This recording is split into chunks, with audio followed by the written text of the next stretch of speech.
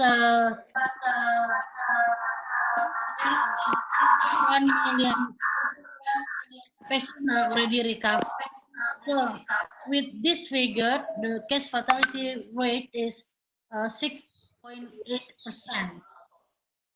And this is the situation in East Asia, that cases are 1,000 in total, with almost 3,000 deaths. And we do all know that over 185 countries already affected with this COVID-19. So Indonesia with 270 million people and 34 provinces. We announced our first COVID case in Indonesia is on March 2nd, 2020. There was the cases of mother and daughter and related to local transmission. But actually, we do have a Ben denger suaranya piye ayah? few clusters earlier, such as Depok cluster, and then also imported cluster, and then we had this Diamond Princess and also the World Dream cluster.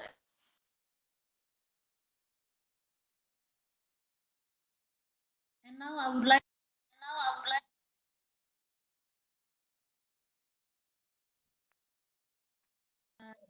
right now we have more than 13,000 positive cases with almost 1,000 uh, death cases, and the recovered cases are almost 2.5 thousand, with then with 7.1 or 7.19% of case fatality rate, which is a bit higher than the global case fatality rate.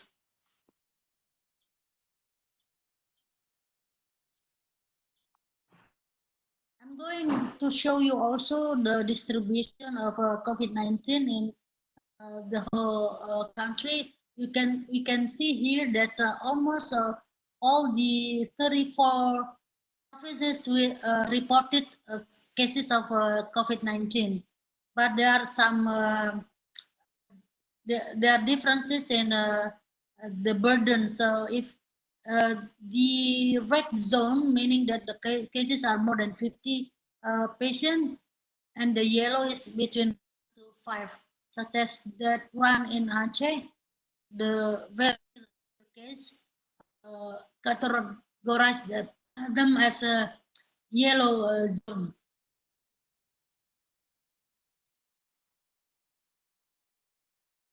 This figure shows us the total COVID-19 cases in Indonesia is increasing month by month, but we do not know yet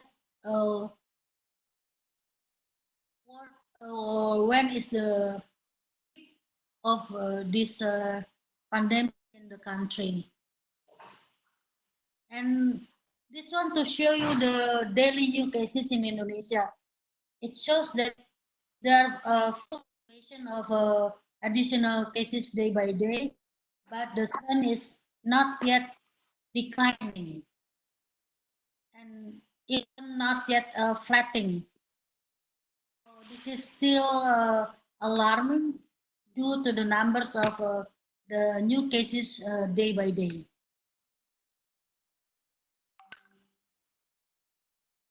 The same figure shows for death or case fatality rate is also being increasing from month to month. Let's say here in March, a few patient death.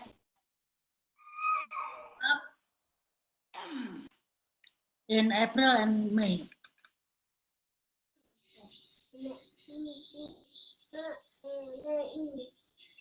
The clinical manifestation of COVID-19 patient in Indonesia.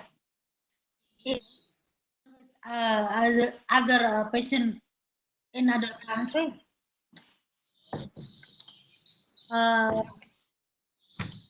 Coughing is the most common complaint of our patient, followed by history of fever and actual fever, and then shortness of breath.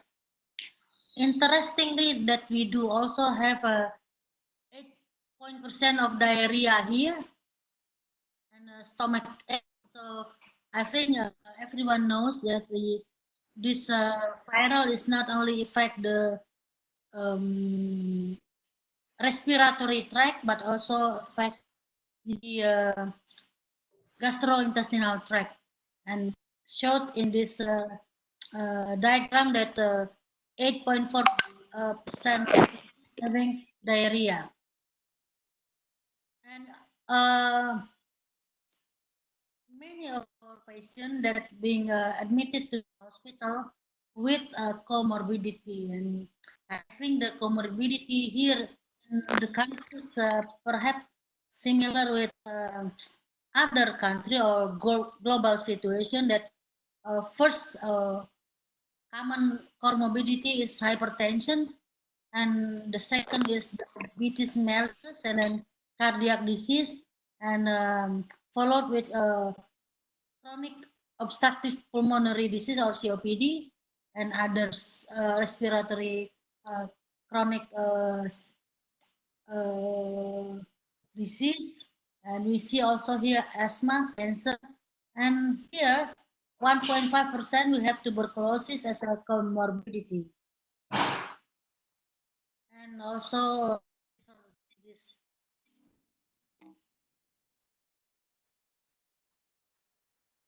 Oops.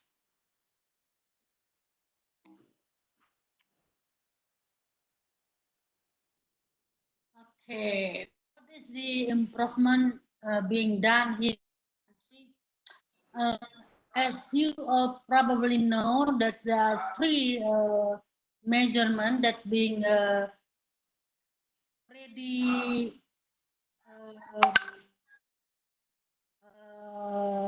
introduced by WHO. First is trace, second is testing, and third is treating. So the country is really doing hard in order to do this tracing, or trying to find a contact of the confirmed cases all over the country. But of course, there are some limitation due to the lack of personnel, and also that ideally that everyone that being trained and considered as the suspect to be tested. But the situation in Indonesia that are having a limitation of test capacity. So in that situation, the priority will be given to highly suspect group to be tested. And the testing then figure it out what are the management of patient based on the classification and the severity.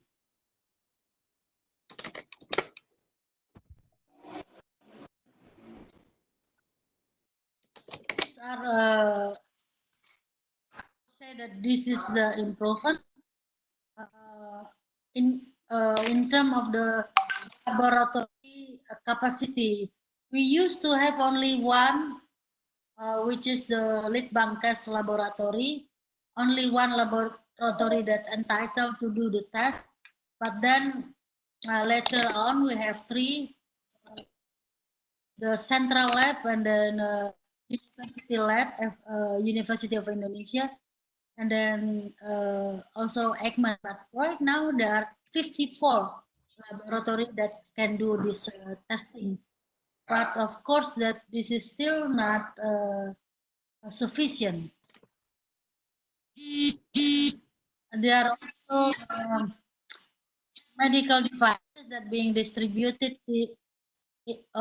into 34 of provinces, and not only medical devices but also some medical and non-medical devices, and even volunteer that being distributed, but not yet to all provinces, but uh, already being done in 26 provinces, which I think this is also a good improvement.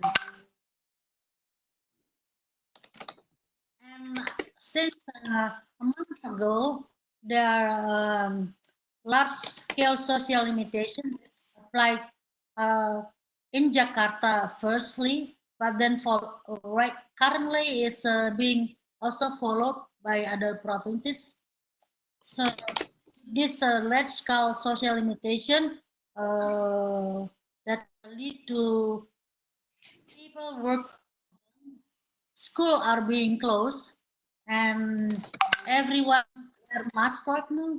It used to be only the those sick, and also those that personal or health personal staff that wearing mask. But right now, everyone is mandatory is to wear mask everywhere.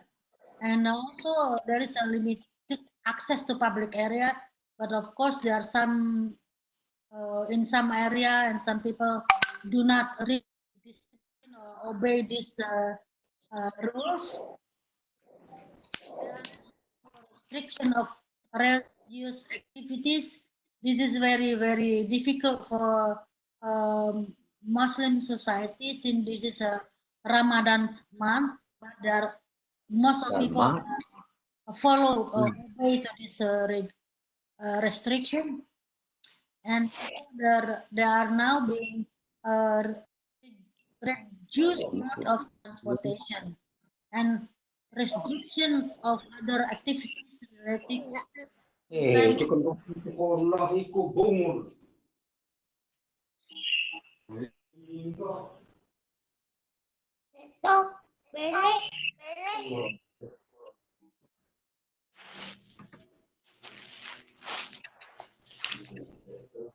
These are the definition that applied in Indonesia.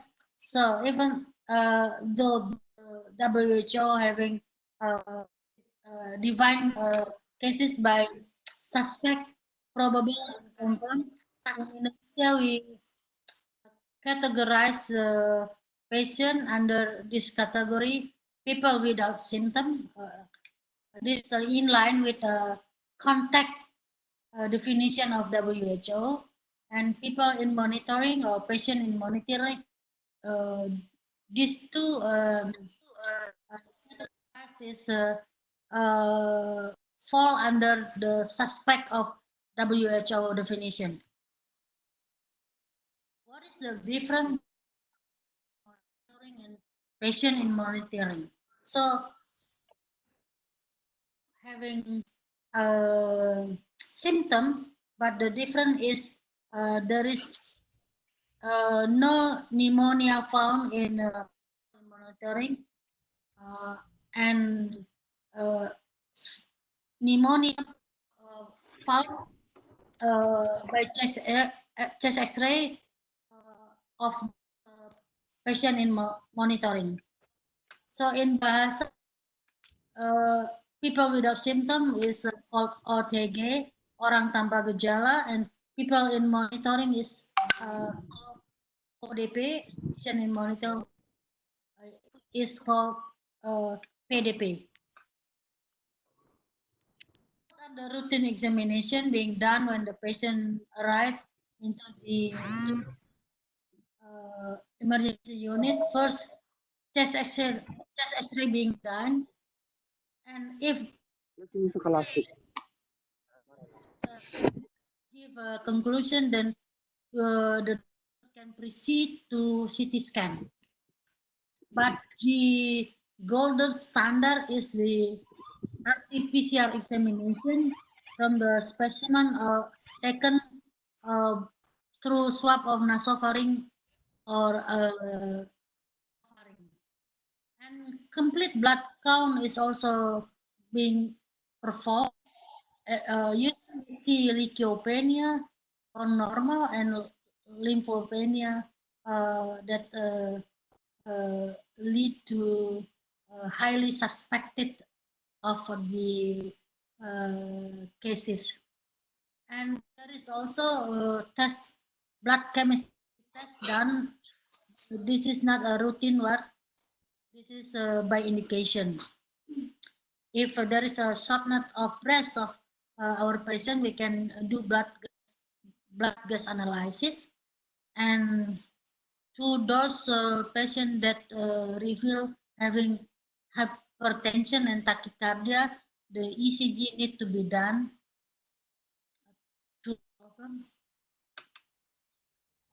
So this is the management of COVID-19 of the patient without symptom.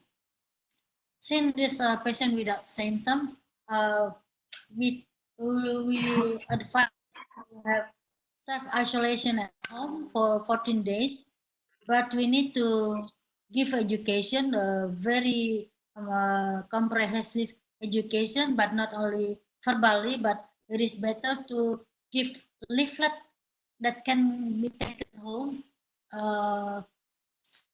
having all the what needs to do by the patient at home. And usually vitamin C will be given for 14 days, and the patient was asked to check their body temperature by day by day, twice a day. And also, this patient need to be monitored by telephone or this monitoring is done by primary healthcare officer. And after 14 days of self-isolation, the patient need to present to the primary health care facility to be clinically monitoring. There's a regimen that used in Indonesia. First, use chloroquine, 500 milligram, 2 times for 5 days, and then also combined with azithromycin, once daily, a single dose. So this is for 3 days, but for 5 days.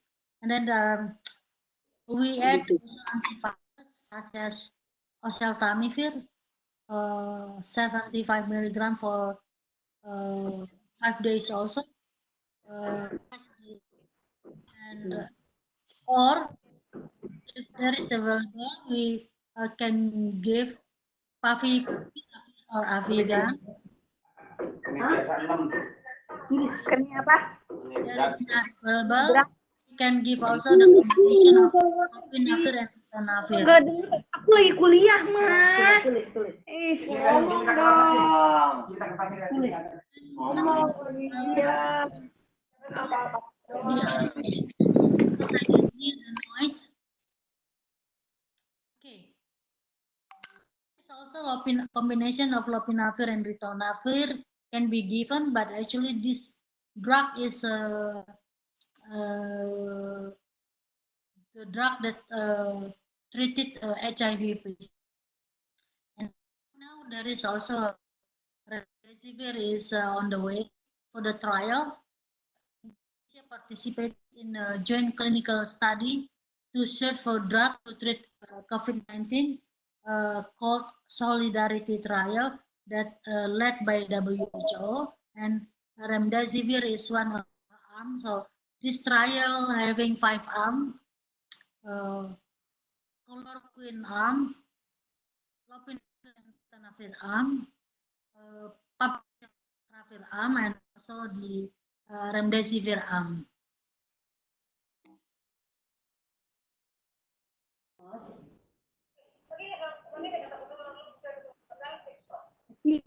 Sorry,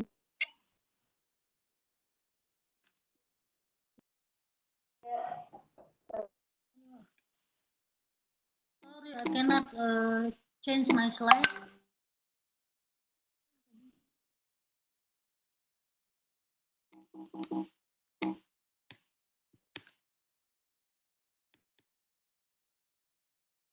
Okay, when can we state that the patient is covered? So first, of course, the patient need to show the clinical improvement.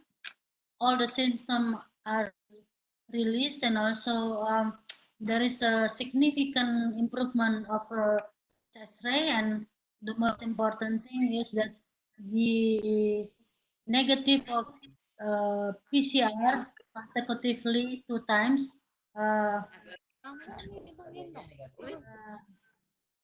But if there is a comorbid that has not been stable during treatment, then the patient is recovered, but not yet discharged. This patient can be moved from the isolation room to a non-isolation room. When is the time that we can discharge the patient? First, of course, that the patient already recovered cases, and then the comorbidity is resolved and stable, and the patient should give. We need to give a education for the patient, and also that ask the patient to have self-isolation at home for 14 days after discharge. But there is also a limitation of this if you want to follow this requirement due to the limitation of the PCR result. So sometimes the uh, PCR result come to the clinician after some days. So this is against the challenge when we need to discharge the patient. So in this case, as long as we already took the first and second swab or specimen and the patient is stable, then we can discharge the patient. But of course, this kind of situation, we need to make sure that this patient is being cross-monitored by the treating hospital. So not the monitoring is not referred to by other facility. I think that's all listen for this occasion. Thank you very much. I hope that everyone can get the benefit of this presentation. Thank you. Assalamualaikum warahmatullahi wabarakatuh. Waalaikumsalam warahmatullahi wabarakatuh. Thank you, doctor, for the nice. Thank you, doctor, for the nice. This from where, Palestine? Thank you very much. Really very enlightening. Diana, do you hear me? Yes, yes, yes. So please, there are interruption while the lectures is going on. I think you can raise the alarm so that people should stop speaking while the presentation is going on. So you can highlight that. Yes, actually, we already adjust this for the person who's come in. We mute all, even for the person into our seminar. Thank you, Dr. Diana. Okay, maybe if you want to ask later after the whole presentation, so we finish this session first, and we come for the next presentation from Malaysia, because I know you are from USM. This is Prof. Syed Azhar Syed Sulaiman, so you know him also maybe. This is my friend, doctor from USM. You have done right your PhD? Okay, now we come to Prof. Syed Azhar Syed Sulaiman to do presentation for 15 to 20 minutes. Please, Prof. Okay.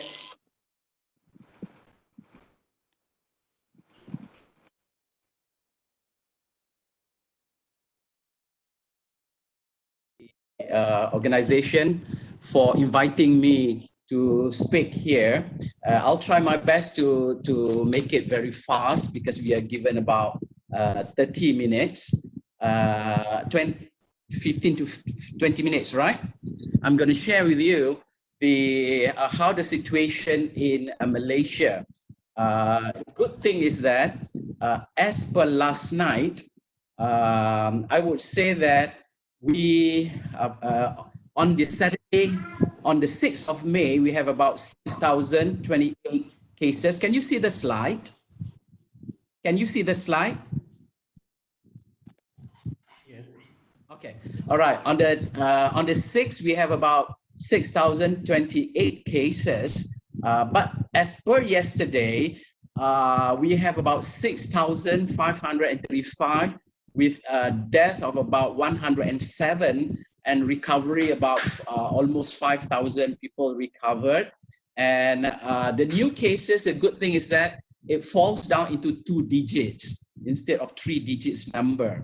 And total cases per million is as estimation at about the 202, with a total death every 1 million population, we only have 3 deaths, and total test that was done 245,000 tests, with the total test done per million is about almost 8,000 tests per million population.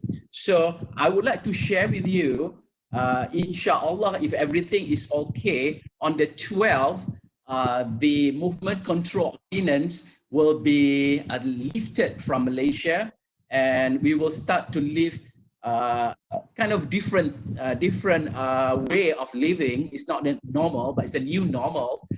We will start to deal with things accordingly, because for Penang, for example, it has been like more than 2 weeks we do not have any cases at all. So it's a green area right now in Penang, and hopefully a few others places where it is red right now is going to be turning into a green very, very soon. A very brief history of how COVID occurred in Malaysia. The reported cases was noted on the 25th January this year from the travelers from China that arrived through Singapore following the outbreak of COVID in Hubei, China. And then the cases was a little bit slow, relatively low from the 25th January, but it started to get emerge again in March, where the localized cluster for the Tabligh Jamaah gathering in Petaling Jaya, Sri Petaling, Kuala Lumpur, and by 16 March, the virus is reported through all states in Malaysia and also in federal territory, meaning to say the first cases started on the 25th January, and then by 16, it is reported throughout Malaysia. So this is where we have to do the things accordingly. Based on that issue, it is glad to say that the work that has been done, or the work, all the modalities that was taken was very comprehensive, where not just the healthcare providers that provide everything, but it include political issues, it include all the universities and all the other parties that involved in the healthcare taking care of it. I'm at the Advanced Medical and Dental Institute. By early February, when we have already noted the first cases in Malaysia on the 25th January, we started already a lot of things to educate public regarding about this. We produced educational brochures, and there's a lot of sessions that has been done for staff and also community, because if the population do not know what to do or do not understand about the disease itself, it's going to be very spreading very, very fast. What happened in a few of the states that we have realized around the world. And we also have changed a number of procedures, like we have drive-through pharmacy. We produce our own PPE, hand sanitizer, face shield, and needed whatever requirement that need to be done accordingly. So we will see that to make it really,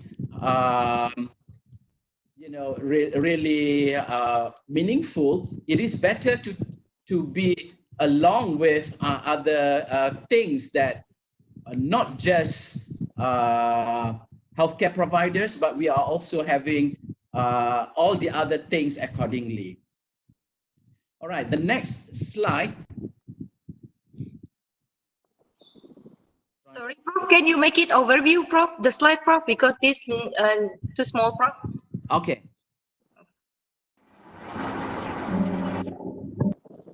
You see it now? Okay. But still not overview, Prof. Oh, you want a big you Overview. F5. Overview. F5. You can press F5. Yes, yes. I've already pressed F5 here. Yes. Okay. All right. So what we are doing is that, as I've mentioned, we started to do all the brochures for the public.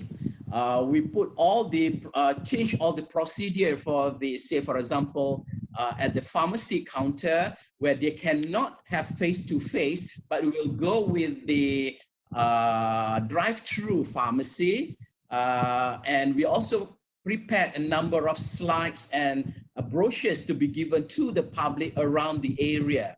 And we ourselves did our own PPE rather than waiting for the government to supply to us, meaning to say that the staff in Institute of Advanced Medical and Dental Institute, we did prepare all the PPE, face masks, and so on. And beside those, we also donated some of those to the nearest hospital and health institution around our area, because there are shortage of those since the spiking numbers of cases around in the world and also in Malaysia. So what has been done by the government is that, as I've mentioned to you, it cannot just be from the healthcare provider itself. It has to be both by all parties to participate into this. And government has made the movement control order, MCO, beginning from 15.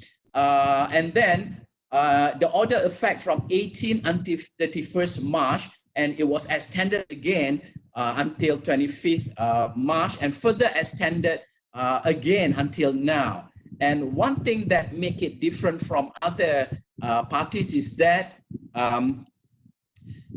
those who violating the country movement will be in prison, meaning to say they will be caught, they have to go to the court, and most of them will be paid fine for about 1,000 ringgit or 30 days in prison. And so far, until the May 5th, we have about 24,000 people who do not obey the rule of MCO and being kept in the specific place because they disobey the movement control condition. This is to avoid spreading of the COVID-19. So there are 6 restrictions to be opposed. There is no mass gathering, definitely. All those from abroad need to go and undergo health check and self-quarantine. For Malaysians and tourists and foreigners are restricted to enter the country, closing all the kindergartens, government, private school, including daily school, international school, Tafiz Center, universities, all the higher education institution, skill institution, and all the government sector, except few which are pertinent to be used daily. So all these restrictions are being imposed accordingly, and no one can open up any mall or any places for businesses. As for the test and treatment center, on the 5th of January, since we already have few cases around the world, the National Crisis Preparedness and Response Center under the Ministry of Health started to respond. And by early February, 57 hospitals were reported, 26 government hospitals responsible for the confirmation of corona. And with further increase of infection, a total of 409 sites across the country gazetted by the federal government as a quarantine zone to be used accordingly. We also use hotel and polytechnic to keep all these people for quarantine. On 8 April, consortium of the lab in Malaysia launched the country's largest COVID collection and testing program. And Malaysian public university, including our university, University Science Malaysia, also helping out with their 10 diagnostic lab, coming up to at least, we are conducting about 16,500 corona tests daily. And as mentioned by speakers from Indonesia, Malaysia also take part in the solidarity trial launched by WHO. And the testing centers are around in Malaysia, and recently remdesivir has been used to use it for COVID-19, and there are studies about this situation. And our first patient was tried on the 5th of May recently, and it was tested at Sungai Buloh Hospital, the first in Southeast Asia to try remdesivir, which is tested globally. And a total of 100 patients will be involved in this situation. As for vaccine, in mid-March, Malaysian Vaccine and Pharmaceutical has already reported to do cooperation with several parties to come up with the vaccine. And by 25th of March, our Institute of Medical Research in Kuala Lumpur started to be testing the local vaccine in collaboration with a few of the institutions around in Malaysia. And few days ago, yesterday, if you can see, Italy claimed to have the first developed vaccine. Excuse me. And this, for the Italy vaccine, the next part of the vaccine trial will be a test on how long the immunity will last, because it's very important to have the lasting part of it. Besides those, we have to remember that if we just ask our population to just be alert about it, it will not help, because people need to eat, people need to survive. And on the 27th March, our Prime Minister have launched an economic stimulus caring package known as, where 128 billion ringgit were used to protect the welfare of the people, and 100 billion to support the business, including the small and medium enterprises. And they also announced that 600 million ringgit allocated for the Ministry of Health to purchase equipment and also contract personnel, especially nurses, because of this situation. And people will also can withdraw up to 500 ringgit per month for 12 months from the Employee Providence Fund. And this is to help people or population that are not working or have not having fund to support their family during this COVID pandemic. Listed are the 130 million that were equally distributed to all states to overcome the pandemic. The government raised allowance for healthcare providers from 400 to 600 a month from 1st April. About 500 million being used to improve the healthcare for Ministry of Health. About 1,600 to the household that earning less than 4,000 ringgit per month, and also 1,000 to be paid in April and 600 to be paid for the population in May. and it will be all free internet from April until the end of MCO. The population do not have to pay for the internet, and the government for electricity increased allocation about 530 million. There will be a discount between 15 to 50% for all electrical usage for 6 months from April. And there will be exemption of rent for population who are under the program Perumahan Rakyat for public housing for 6 months. They do not have to pay the rent then. This is to support the population with the having difficulty during the pandemic. I've mentioned about this situation already. A good thing is that the total death for Malaysian, every 1 million population is only 3 people that die in 1 million people. Okay, and in Malaysia, we have 4 phases of the movement control ordinance.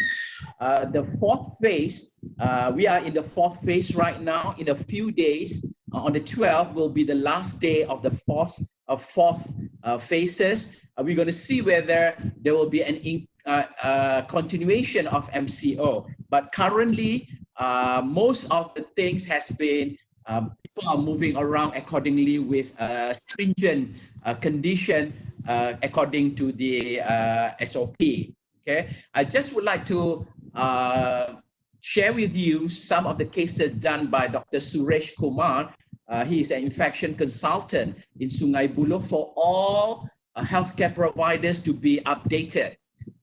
This is the first case that we have on the 19th of March that has been shared, and the summary is done by the team and proofread by Dr. Suresh. And this is what we see. There are a number of cases, different cases that we have to go through, and the healthcare providers need to know and understand the situation very roughly. For example, for this case, a 52 years old gentleman with bronchoasthma presented on the 27th February. On the 29th, the patient was tested positive, admitted, and he was started on Calectra as a protocol, and influenza test was negative, and initial chest X-ray was normal. So subsequently, the chest X-ray shows some of the opacity in the peripheral region, and the patient getting worse, and the antiviral ribavirin was started, followed by a switch on to the subcutaneous interferon, and the patient was intubated. There was a rapid clinical improvement, and the patient was discharged well on the day of 20 from the thing. This is a timeline from the 27th of February, and the patient was discharged on the 17th of March. Learning point here is that, as opposed by the usual clinical guideline, trend in bacterial infection, which is expected, the increase in CRP count, and the similar to the viral are noted here. So we have to be concerned about some of the issues here. And for this particular patient, the underlying bronchoasthma that presented with viral pneumonia, decision to start was made because he complained of the dyspnea, and then beta interferon was indeed added, and the patient required intubation for 2 days for having the ventilation support, and spontaneously recovered after that. For case 2, slightly different one. This is another gentleman with do not have any medical problem or drug allergies that admitted on the 2nd March, and he was admitted on the 4th of March, positive for COVID on the 6th, and on the 9th, the lung was having crepitation, and he was intubated and started betaferon, and the possibility of getting worse was probably because of the bacterial infection. So it was started with stazosine, and later switched to meropenem. And the blood pressure for the patient started to improve accordingly on the 18th and it was switched accordingly. So the point here is that the day 7 to day 10 for this patient, it is critically phases for the patients getting worse. The warning was the lethargy, persistent fever, dropping absolute lymphocyte count, and there's an increased C-reactive protein. And the evidence are supported by few of the parameters that being listed here. The risk factors, we know that the risk factors from CDC China, older age, male comorbidities, cases are higher for those patients that require supplementary oxygen, and also those require, or those patients who are severely ill.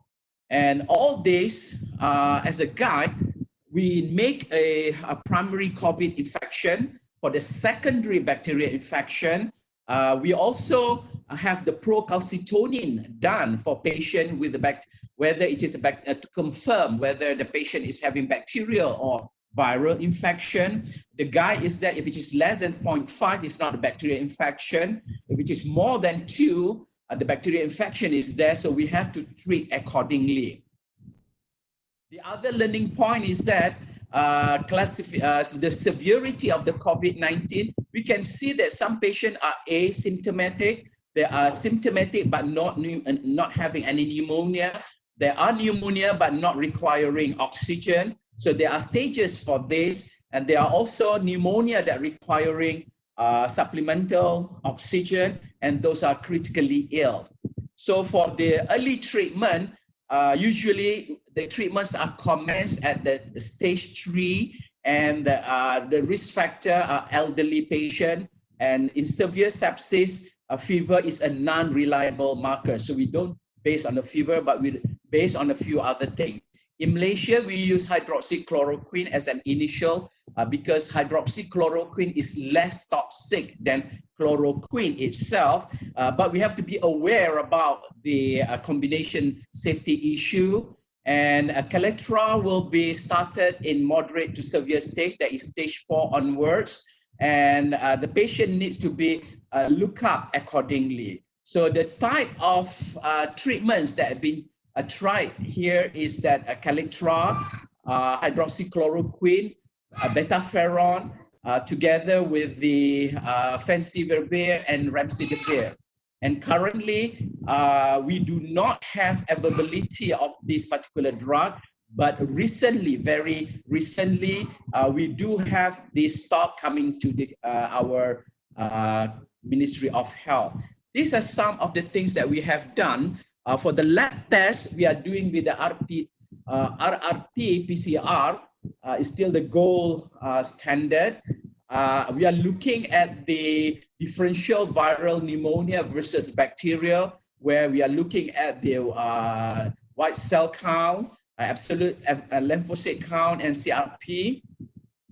The management, as mentioned, and some of the things that we have is that on beta interferon is expensive. So the study is currently ongoing to look at the use of the Caletra and hydroxychloroquine. We do not use vitamin C here because the role of vitamin C is not very clear. For those who are on ACE inhibitor, we do not stop ACE inhibitor. And for the patient who are on steroid before this, it's still unclear whether it can be benefited from the corticosteroid. However, we have to look for patients who have a cytokine release syndrome. Paracetamol is being used on NSAID. We suggest to avoid all NSAID at time being because of some of the cases that has been reported around the world. And as mentioned, for those who are on chloroquine, we prefer to have hydroxychloroquine because chloroquine may cause prolongation in the QT and also causing myocarditis. And the patient needs to be monitored accordingly every 72 hours to weekly intervals. And once the patient is found negative, it is repeated the sample every 24 hours. After 2 consecutive negative 24 hours, the patient will be discharged and isolate at home. So those are the things that need to be done. And as for PPE, all the patients, all the healthcare providers have to come up with all these things, and N95 need to be used during any aerosol generated procedures. And the other thing is that some of the things might confusing between the dengue and COVID-19. So the thing is that with dengue, respiratory system involvement is not common. So look out for hemoconcentration just in case there is a confusion, dengue condition with COVID-19. Same goes with the cytokine storm syndrome. More research has to be done to determine the role of H-score to screen for cytokine syndrome during the critical phase. And also the healthcare worker exposed to COVID-19, all the procedures need to be done. And so far, there is no evidence in the recovered COVID-19 patient that developed lung fibrosis or chronic lung diseases. And there is no evidence also to say that there is a vertical transmission from mother to babies. And COVID-19 is not a blood-borne virus. So we need to discuss further with the blood bank regarding the group mesh in this patient. So as mentioned just now, hydroxychloroquine is less toxic compared to chloroquine that inhibiting the SARS-CoV-2 infection in vitro. The side effect of the chloroquine and the side effect of the hydroxychloroquine are stated there for your information. As a conclusion, we can see that the government and healthcare providers must be equipped with the required facilities and pharmacotherapy, meaning to say that the latest knowledge and also information regarding COVID need to be there in order to place a better condition in treating COVID-19. Both parties, the public and also the government, has to have a stringent rule. As I've mentioned, until on the 5th of May, we have about 24,000 people that are being caught by police that do not obey the rule. And these people will be fined accordingly, and also educate them on the seriousness of the disease and the potential complication that may arise from COVID-19. On all the healthcare providers that need to practice have a full range of SOP. We have come up with the Ministry of Health for the SOP accordingly, and all parties, the good thing is that in Malaysia, all the companies, pharmacies, and all the other parties that involved in healthcare are contributing so much into helping out all the frontliners to do the good care of the country for a better environment, to clear up the infection much earlier, and cooperation from the public and also from the all the parties are needed, because the moment you open and you have no control about the thing, you're going to see that few countries started to get reinfected again, and we don't want this to happen here. So stages of control has been done, and we are hoping that all the things can be controlled accordingly, and hopefully not just doctors, healthcare providers, pharmacists, nutritionists, and all those may contribute in doing their part as for helping out the country to overcome the pandemic. I will stop here, and thank you for listening, and I'll be entertaining some of the questions by you afterward. Thank you so much. Thank you so much for a very nice presentation. Maybe I'm going to introduce you, because I didn't introduce you for in the first about who is Prof. Sheikh Azhar, because for Dr. Erlina, we all Indonesia already know she is chairman of Indonesia Association Pulmonologists. But Prof. Shed, I'm going to tell you, Prof. Shed Azhar received his undergraduate degree in University Science Malaysia. Then he did his doctorate degree in Michigan, USA in clinical pharmacy field. He experienced clinical pharmacy aspect in various hospital and health institutions in USA and Malaysia. He then joined WHO as part-time clinical pharmacy consultant in clinical pharmacy for Asia Pacific region and was given task to revamp pharmacy curriculum in various countries in the region, including Mongolia, Philippines, Indonesia, and many other countries around Asia. He became the Deputy Dean and later Dean for School of Pharmaceutical Science, USM Penang, Malaysia. He was selected as Malaysia Chairman for Pharmacy Program in Malaysia University. Currently, he is the Director for Advanced Medical and Dental Institute, USM. He is also Board of Director for various organizations around the world and also various journal or board members. He was also elected as the president for ASEAN Clinical Pharmacy Organization and current is the board of director member for the said organization and Malaysian chairman for ACCP. He has been teaching clinical pharmacy in various universities and hospitals around the world from Asia to Africa and to Europe.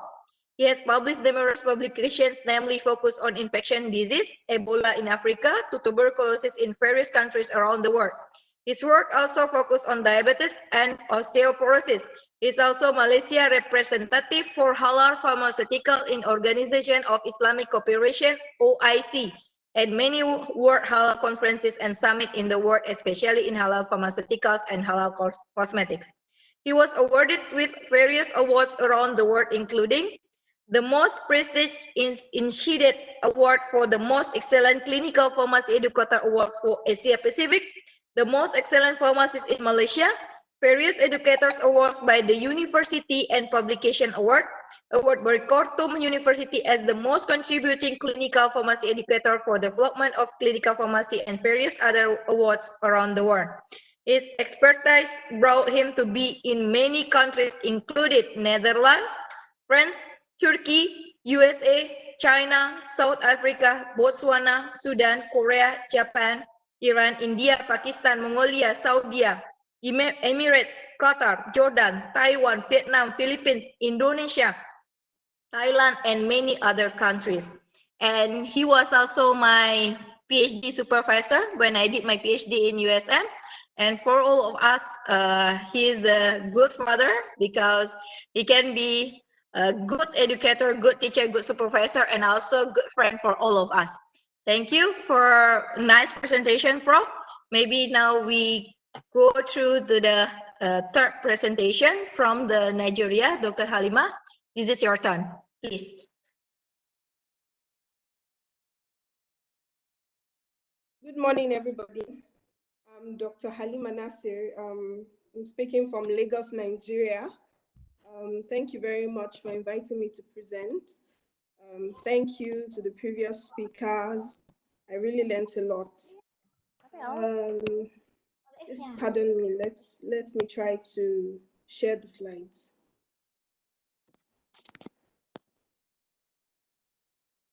Dr. Halima, please your video. Open your Yes, video. please hold on. I'm trying to share the slides. Okay.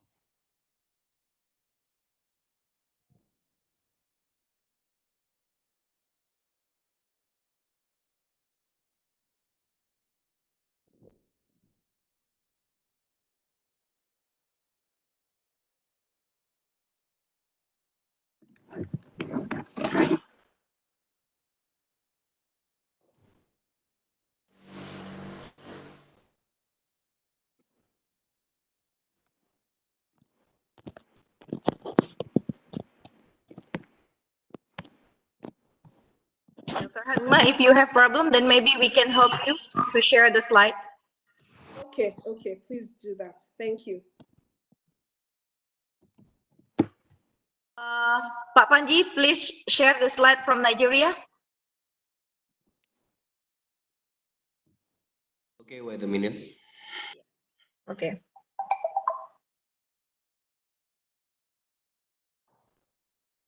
I think for Pakistan also, we just you help them to share the slide.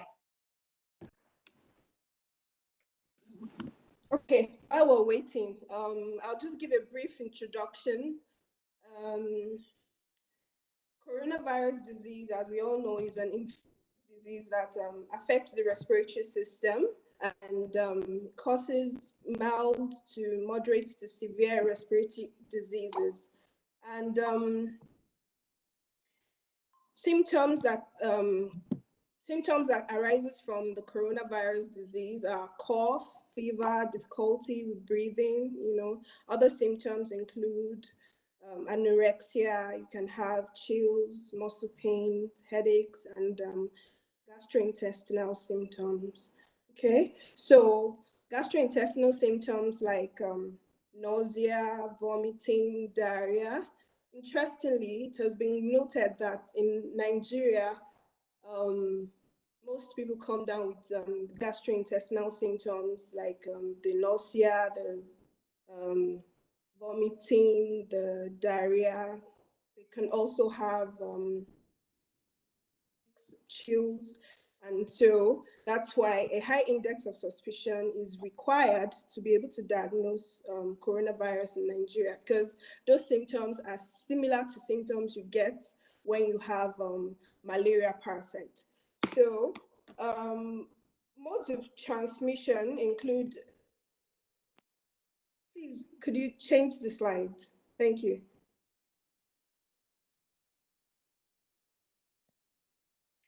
Okay. All right. Thank you so much. I'm going to be presenting under the following outline: introduction, COVID-19 situation report, measures instituted by the Nigerian government to curb the spread of coronavirus, the Nigerian Center for Disease Control guidelines for COVID-19 management, and of course, the conclusion. Next slide, please. Okay. As I mentioned the other time, COVID-19 is an infectious disease that affects the respiratory system. It spreads primarily through droplets and saliva discharged when an infected person is speaking, coughing, or sneezing. It could also be spread through surfaces. What I mean by that is when an infected person coughs and sneezes on a surface and somebody else rubs on that surface and then touches his or her face, or he can get infected through that way as well. So that is the reason why it's necessary for everybody to maintain good respiratory hygiene, which include coughing into your elbow, using face mask and all. Next slide, please.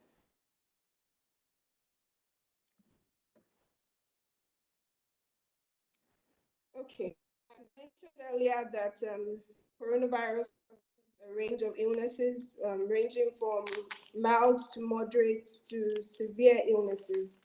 The mild, moderate illnesses don't require special treatment. However, older people with underlying medical problems like disease, diabetes, chronic respiratory disease, and cancers are more likely to develop severe illnesses. In Nigeria here, the bulk of the patients that we see, about 85% of the patients, only have moderate and mild illnesses. And we also have a bulk of the confirmed cases in Nigeria being asymptomatic cases. That simply means that they don't have any symptoms, no cough, no fever, no difficulty with breathing, nothing. So the first case of coronavirus, as we all know, was confirmed in Wuhan, and it spread to the whole world, it spread to most part of the world now, and was characterized as a pandemic. As the other speaker has mentioned, currently we have about 3.6 million confirmed cases all over the world, with over 250,000 deaths. And this has caused for a global response to try to curb the spread of the coronavirus, and Nigeria is included. Next slide, please. Okay. Like I was saying, the efforts to curb the coronavirus is something that the whole world has to do. We all have to make efforts to try to curb the coronavirus spread now, because it's simply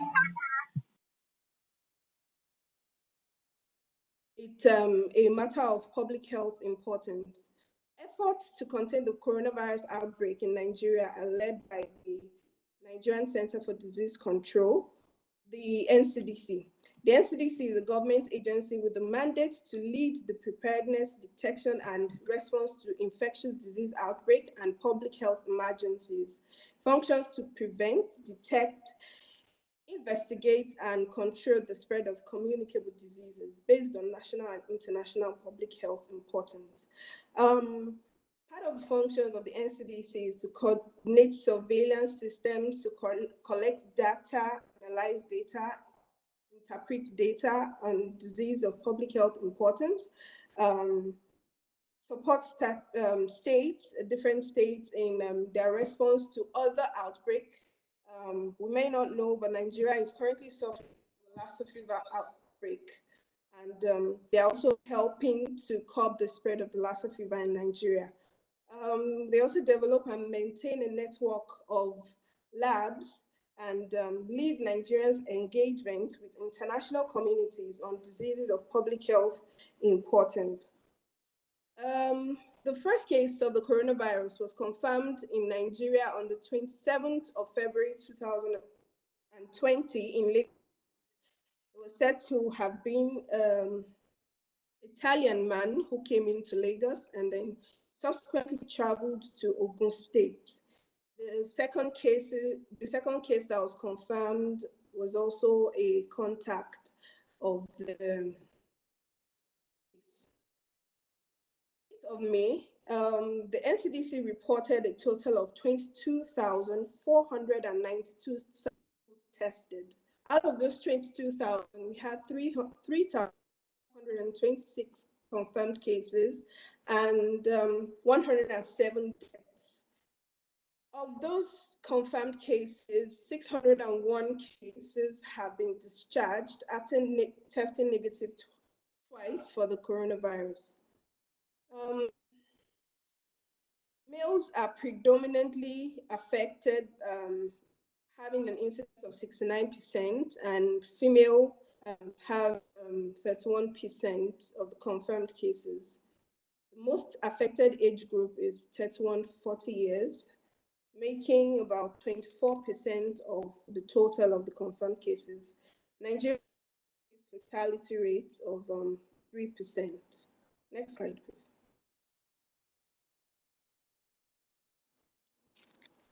Next slide. Okay. This is just showing the confirmed cases, confirmed COVID-19 cases by state. First, I'd like to say Nigeria has 36 states, and out of those 36 states, we have 35 confirming a case or more of coronavirus. Lagos, seeming to be the epicenter of the coronavirus, as at the 7th of May, has a total case of 149. As at yesterday, which was the 8th of May, had a total confirmed cases of 1,667 cases. was recorded yesterday. An update on the total number of confirmed cases. We now have a total of 3,912 cases in the whole of Nigeria, with Lagos leading with, like I said earlier, 1,667 cases, and Kano leading with 547 cases, and Abuja leading with 336 cases. Next slide, please.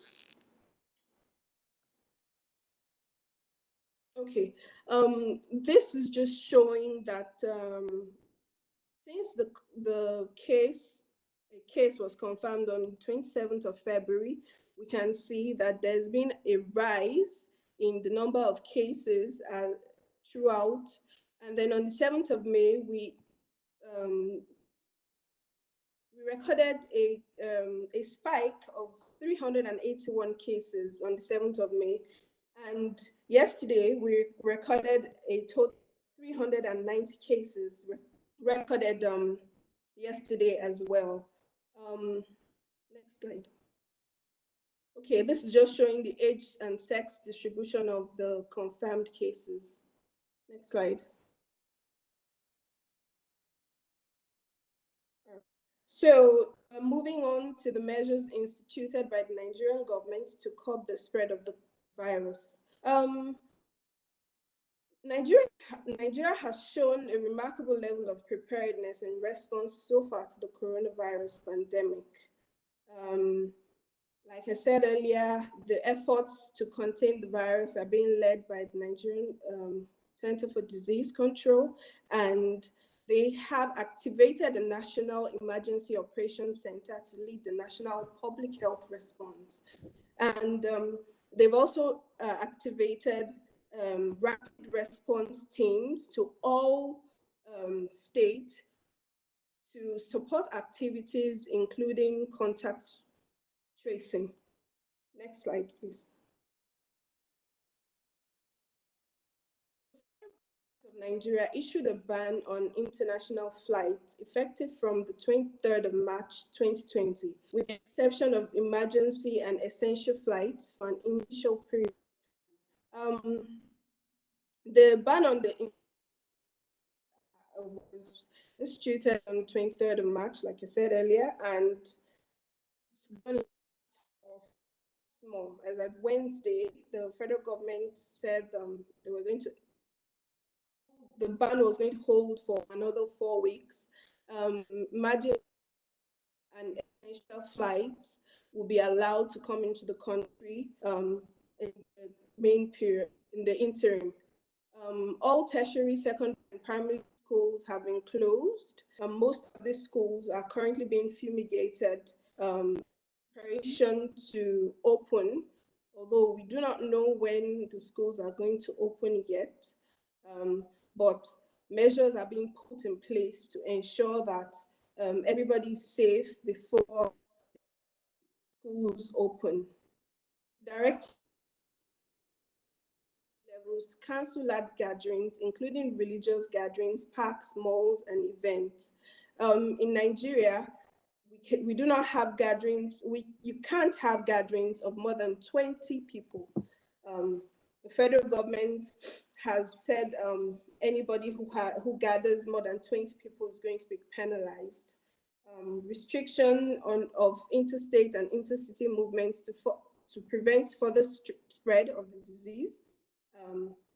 Of course, with exception of essential services like food and petroleum products, including NCDC officials and vehicles carrying NCDC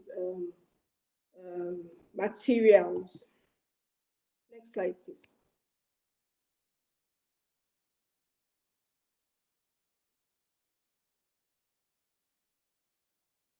Okay.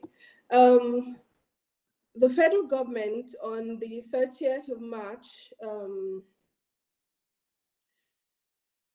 placed a lockdown of all non-essential activities in Abuja, in Lagos, and in Ogun State in an attempt to contain the virus, to identify the people that are already been infected, to do aggressive contact tracing and isolate all individuals that come in contact with the confirmed cases at that time. Like I mentioned earlier, as at the 30th of March, we hadn't had up to 500 cases. So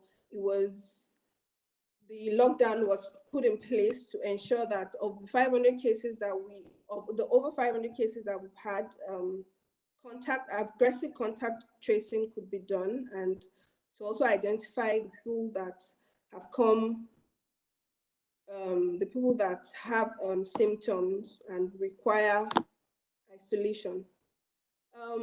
On the 4th of May, however, the lockdown was relaxed with the following measures put in place: mandatory use of face masks of coverings for all people in public spaces, mandatory provision of hand washing facilities, sanitizers, and temperature checks in all public spaces, restriction of intercity and interstate movement and all passenger flights except for essential services, physical distancing of 2 meters between people at work, public places, and restriction of mass gatherings. Mandatory supervised isolation of persons arriving from outside the country for at least 14 days.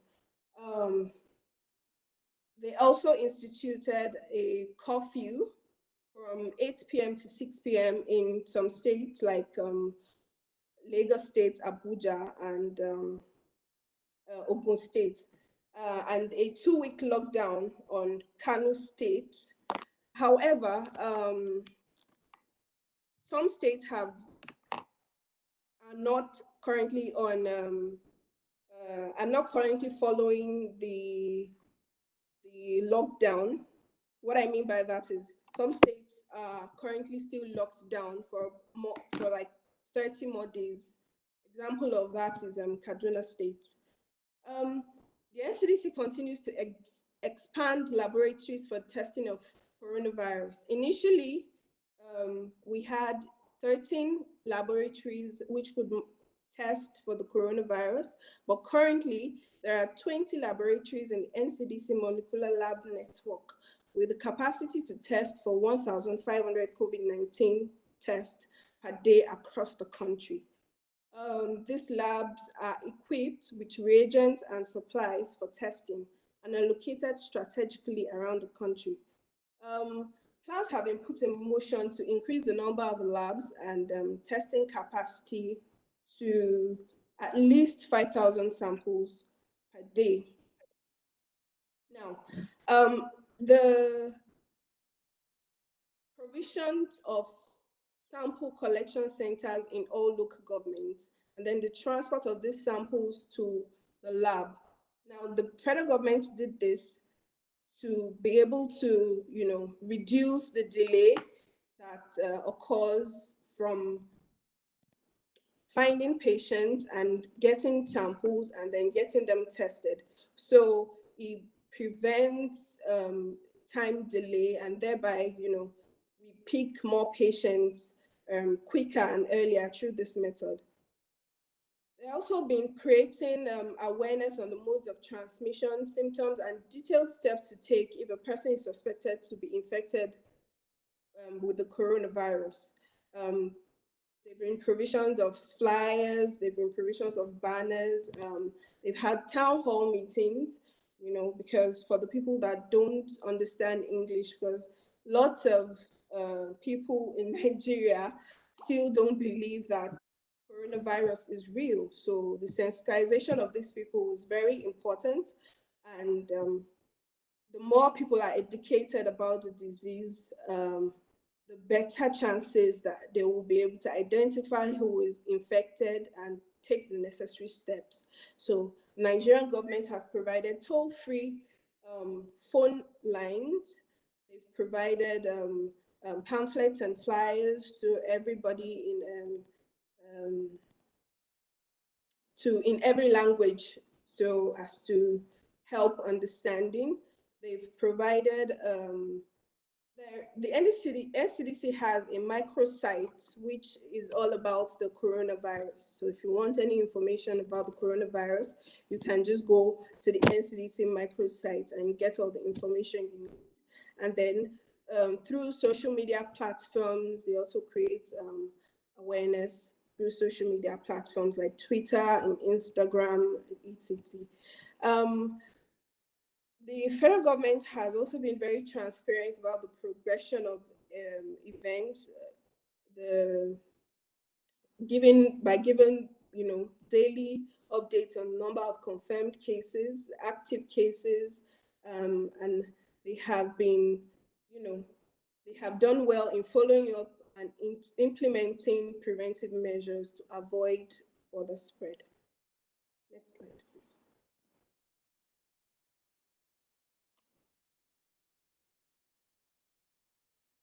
Next slide, please. Okay. The provision of relief packages, such as food items for citizens to help relieve the burden, and they've also provided loans for small business owners, and there was also a cut down of the fuel price from 145 naira to 125 naira initially, and the NNPC, that's an agency that controls petroleum in Nigeria, has also come out to say there will be a further cut down on the price of fuel per liter.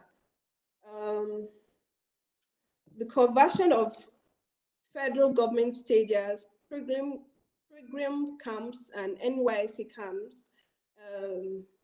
NYC stands for the Nigerian Youth Service Corps. These stadiums and program grounds are now being used as isolation centers and makeshift hospitals, because of the number of coronaviruses that we're having.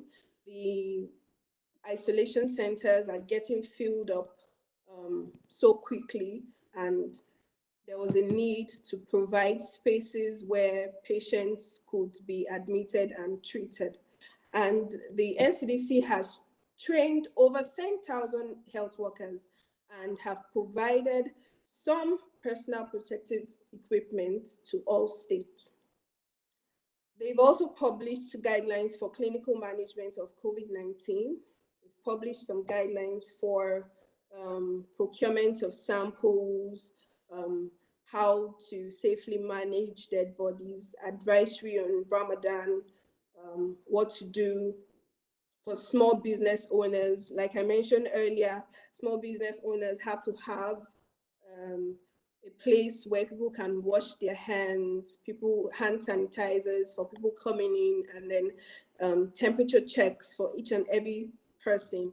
So these advisories are helping the citizens to be able to manage the coronavirus. So there's also advisories on the use of face masks and videos and outlines of how you can make your own face mask at home. Now, most of the face masks that we're talking about are actually face coverings, really, because they're made from Ankara material, which is a material that is very popular in Nigeria here. Okay, next slide, please.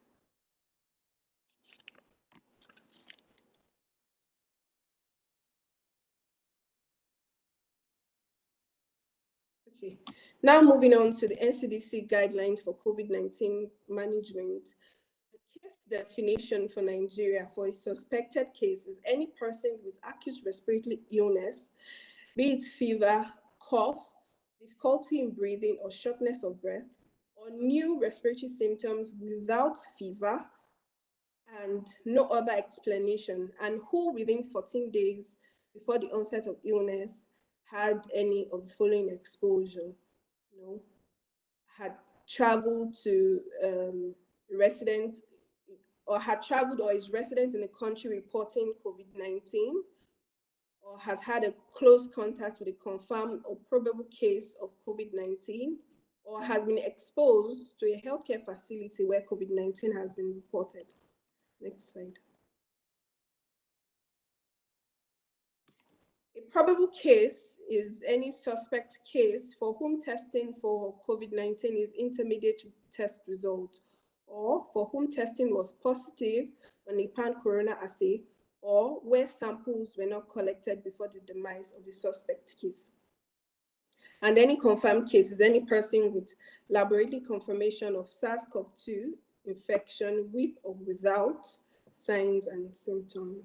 Like I mentioned earlier, the majority of cases that we've got in Nigeria are actually asymptomatic.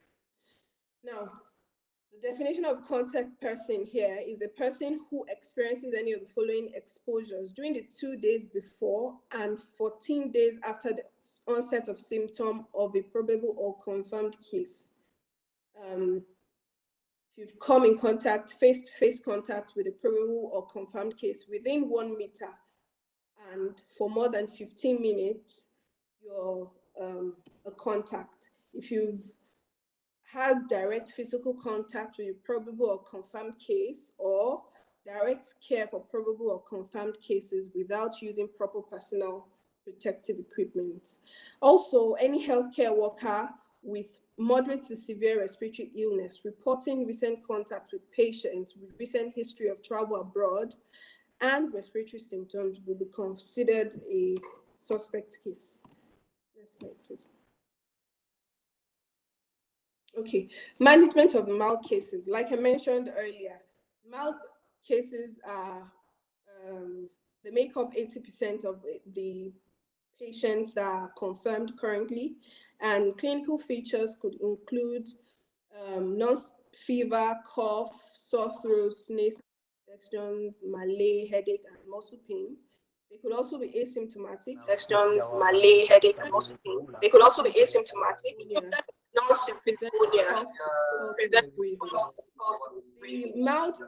mild cases are treated early reported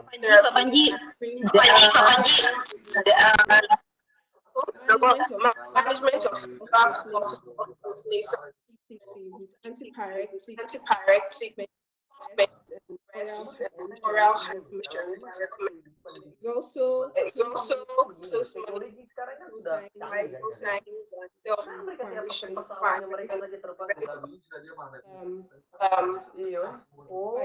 next slide.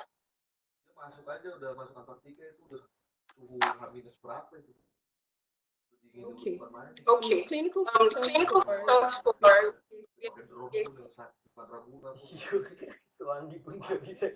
next slide. Katanya ada orang bilang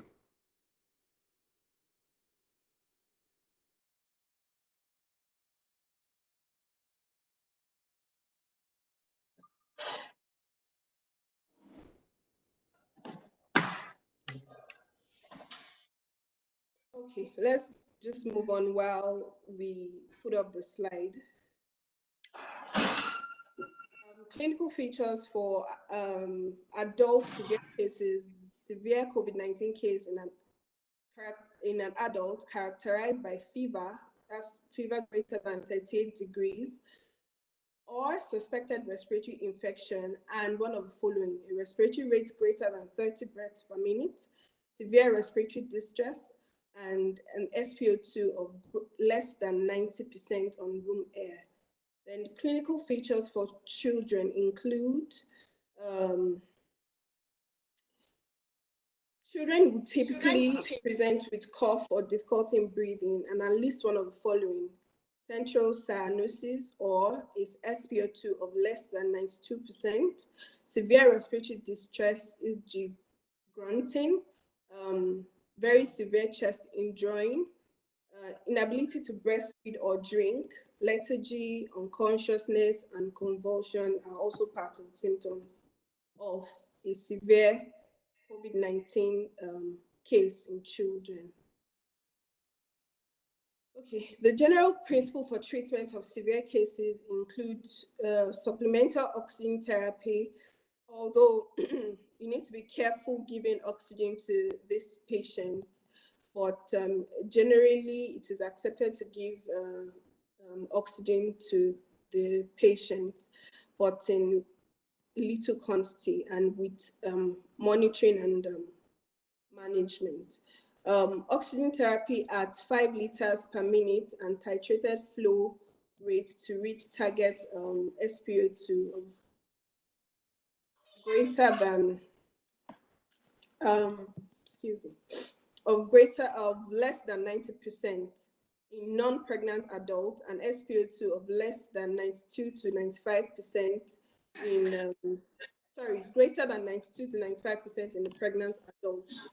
Children with emergency signs, obstructed or absent breathing, severe respiratory distress, central cyanosis, shock, coma, and convulsion to receive oxygen therapy during resuscitation to target an SpO2 greater than 94%. Cautious and conservative use of fluids to prevent fluid overload. And next slide.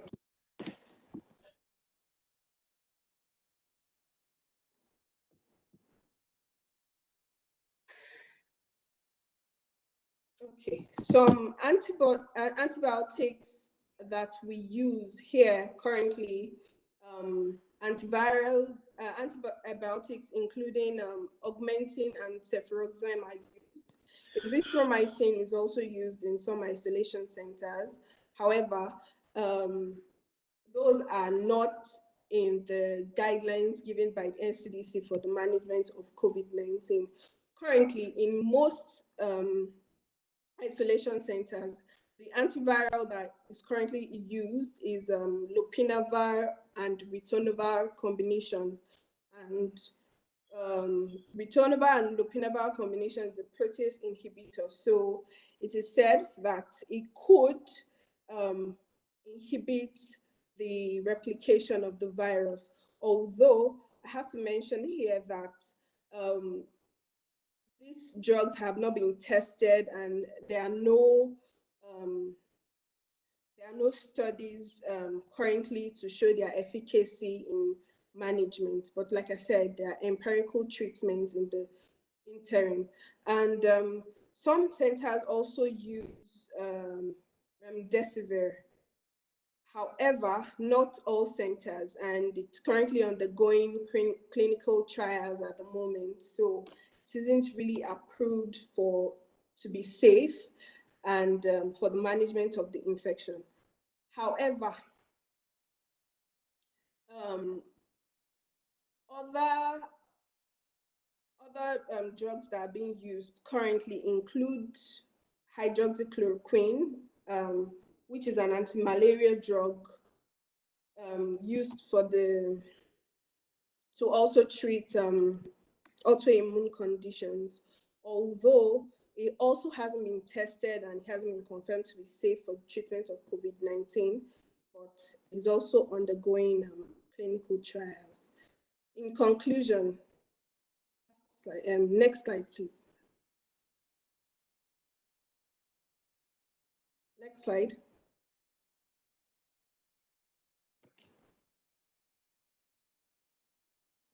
Okay, in conclusion, the number of confirmed cases of coronavirus are rising daily, as shown by the diagrams presented earlier.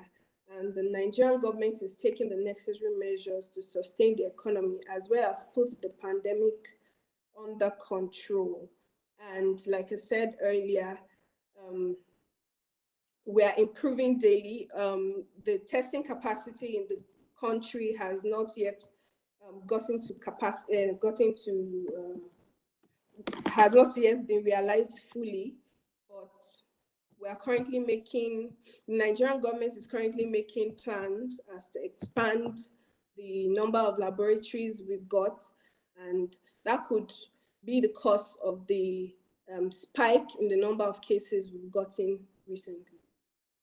Thank you very much for listening. Okay, thank you, Dr. Halim.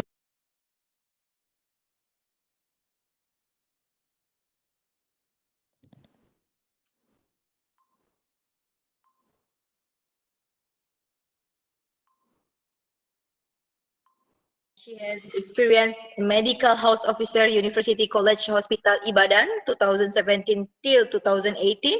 Management of common medical, surgical, pediatric, obstetric, and gynecologist conditions, associated clinical procedure, and management of emergency cases. And right now, she is in the Corp Medical Officer, Nigerian Armed Force Resettlement Centers, OSHOD, and management of common medical illness and emergency cases, assistant clinical procedures.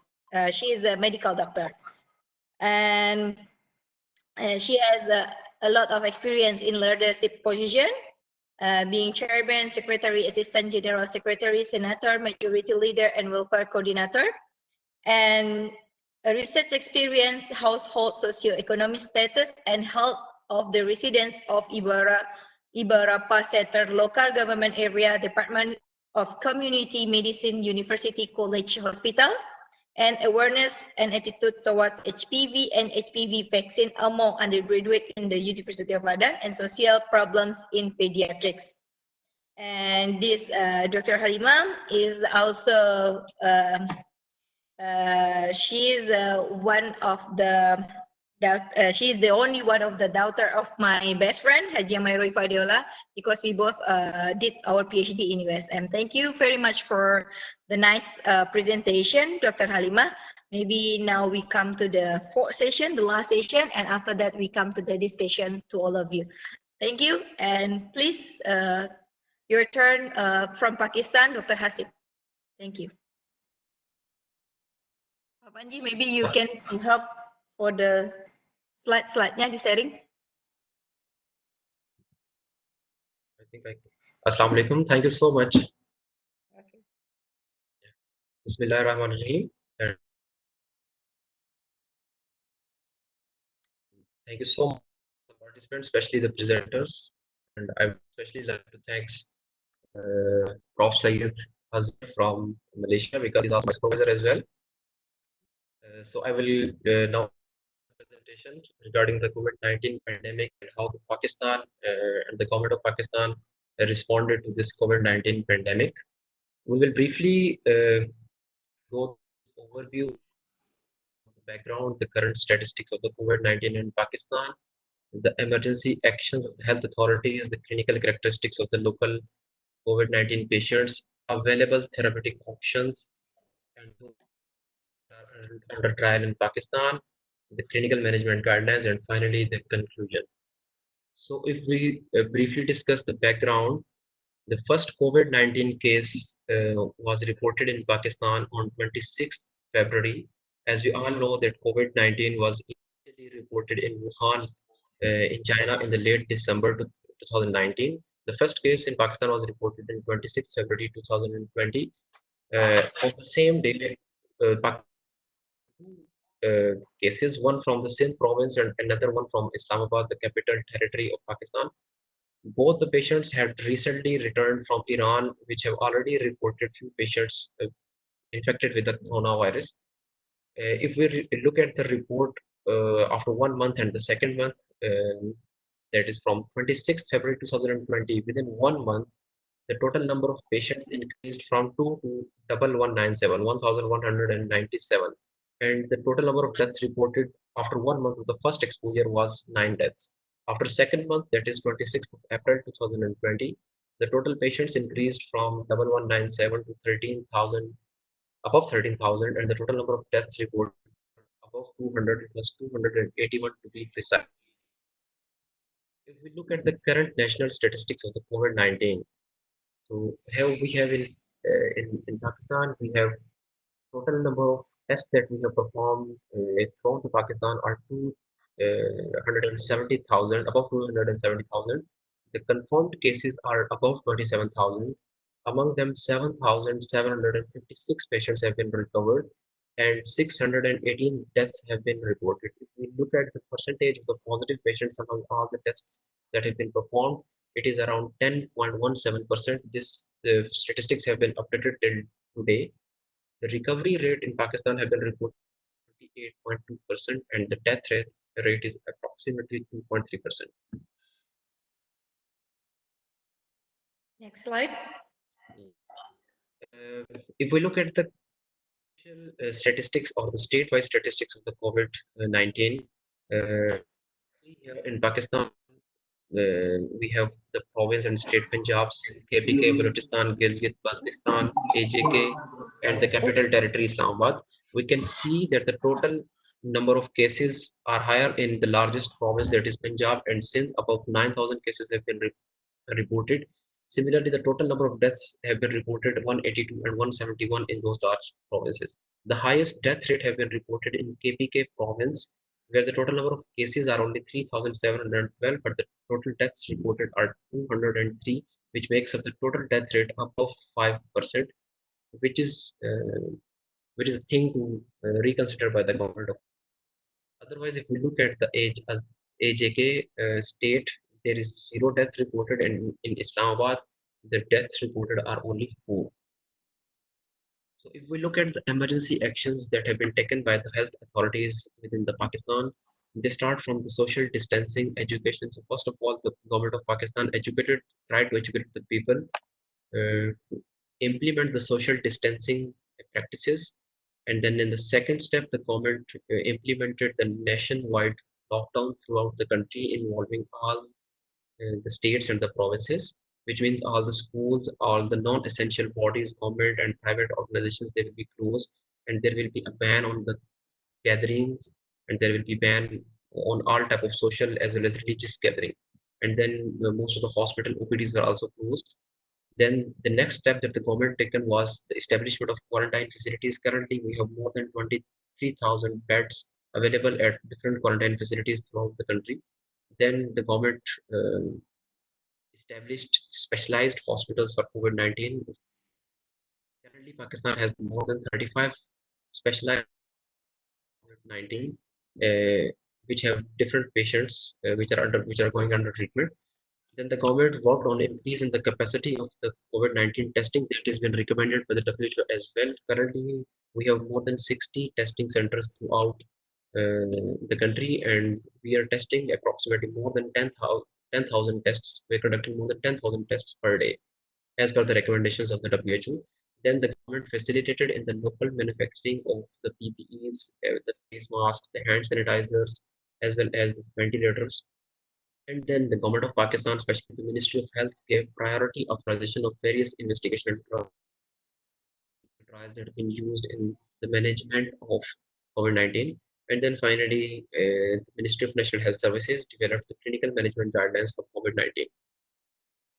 If we look at the clinical characteristics of the local COVID-19 patients, uh, as we all know, that similar clinical features have been reported throughout the world. So the patients in Pakistan with COVID-19 have the similar clinical features like rest of the world, including the patients reported with asymptomatic disease as well with mild, moderate, severe, and critical disease that include the acute respiratory distress syndrome. In Pakistan, the younger population, that is the age 10 to 29, were found to be the most prevalent population or most high risk population with a prevalence of 24.7%. This is something which is different from what have been reported in the other countries of the world, while only 15.6% cases are from the high risk age group, that is 60 to 80 years plus age group. In Pakistan, approximately 5.2% of the total COVID cases comprises of the men, while women 24.9% comprises the women. The majority of the COVID-related deaths are in Pakistan that have been reported are majorly due to the severe respiratory distress.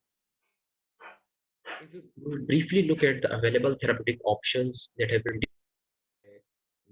the world agencies like FDA and Center for Disease Control, there have been two type of therapies that are currently different countries and different trials are working on. And then first we have the antiviral drugs, which include the chloroquine, hydroxychloroquine, which are not primarily the antiviral, but their use have been identified to respond against the COVID-19, and then the lopinavir and ritonavir, and then oseltamivir, and finally remdesivir. That is the latest drug that has been approved by United States Food and Drug Administration under the emergency use authorization.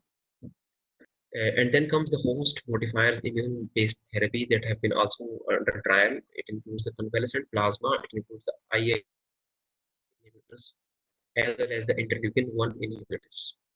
And the next therapeutic options are the vaccines, which will develop the immunity, are under trial, and none of the vaccine has been developed till date. We will discuss the therapeutic options that are available in Pakistan or that are under trial in Pakistan. So currently, there are 5 clinical trials that are ongoing in Pakistan. The clinical trials, as per the procedure and as per the regulations of Pakistan, the clinical trials need approval from the Institutional Review Board, and then the National Bioethics Committee, and then the Clinical Study Committee under the Pharmacy Services Division of the Drug Regulatory Authority of Pakistan. All the study sites that have been involved in the clinical studies that need to be approved from the clinical study committee. Currently, the trials are ongoing for mostly the antiviral drugs as well as the convalescent plasma and immunoglobulins. And the Drug Regulatory Authority of Pakistan has given expedited approval for some antiviral drugs as well as the clinical. So if we look a little deep into the clinical trials that have been approved in Pakistan. The first clinical trial is on hydroxychloroquine, oseltamivir, and azithromycin for the treatment of COVID-19. This is a multi-center trial that has been conducted in 4 hospitals across the Pakistan with support from the partners from the United Kingdom. So we have arms in this trial that study the safety and effectiveness of alone, and then hydroxychloroquine alone, and oseltamivir alone, and then in combination of hydroxychloroquine with oseltamivir, hydroxychloroquine with azithromycin, oseltamivir is with azithromycin, and combination of all of these drugs that are used in clearance of the coronavirus nucleic acid from food and nasal swab samples. Total 1,560 patients are enrolled, which are split in the treatment as well as the control groups. This clinical trial is still not yet completed. It is still ongoing trial. Hydroxychloroquine and chloroquine in one of the province of the Punjab. This trial is a superiority randomized clinical trial conducted in 4 hospitals of the government of Punjab isolation centers on all those patients which have been declared PCR positive patients. The objective of this trial is a protocol for treatment of Pakistan patients with the SARS-CoV infection with an intent to reduce the burden of healthcare services by determining the efficacy of different queen drugs dosing regimen in controlling the virus infection by reducing viral application and the time to progression for clinical significance. This trial has included approximately 800 patients which are enrolled again in the treatment as well as in the control group. This trial is also ongoing. The third trial that has been approved is the experimental use of COVID-19 convalescent plasma for the support of passive immunization in current COVID-19 pandemic in Pakistan. This is also a multi-center study in 3 hospitals that have been approved by Pakistan. Objective of this trial is to study the investigation use of convalescent plasma for passive immunization of infected patients, and this trial has enrolled 2,000 patients, and this is also an ongoing trial.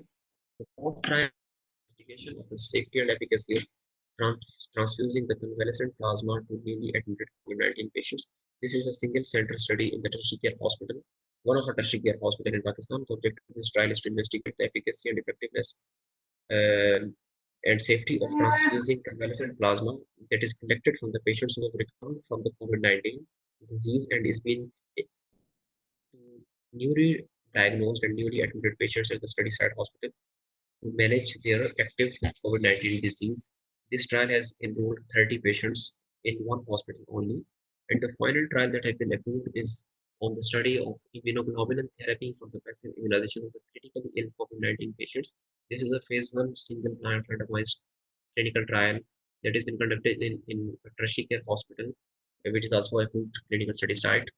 The objective of this trial are secondary outcomes, which are mostly based on the duration of hospitalization and oxygenation requirement and clinical recovery and improvement in different laboratory parameters. Total 80 patients have been enrolled in this trial for this study, and this trial is also ongoing. So totally we can sum up that Pakistan is conducting at least around 5 trials which involve with antiviral drugs as well as immunoglobulins and convalescent plasma.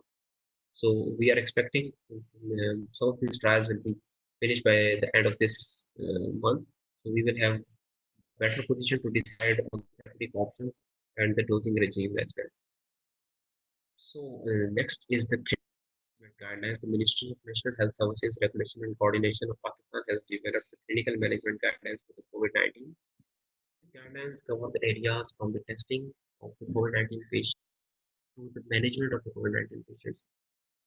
For testing, since we have a limited number of testing facilities, so we cannot test every uh, suspect or every person in Pakistan. So to prioritize the type of the testing. So the government of Pakistan has decided to develop two tiers. The first tier is the high level of suspicion of the COVID-19. We should always test them. It has been defined as a person who has been exposed to COVID-19 patient or who have been traveled abroad from any country that have reported high level of chronic patients as well as deaths. And the second tier is a low level of suspicion, and the testing for low level of suspicion is left at the physician's discretion in Pakistan.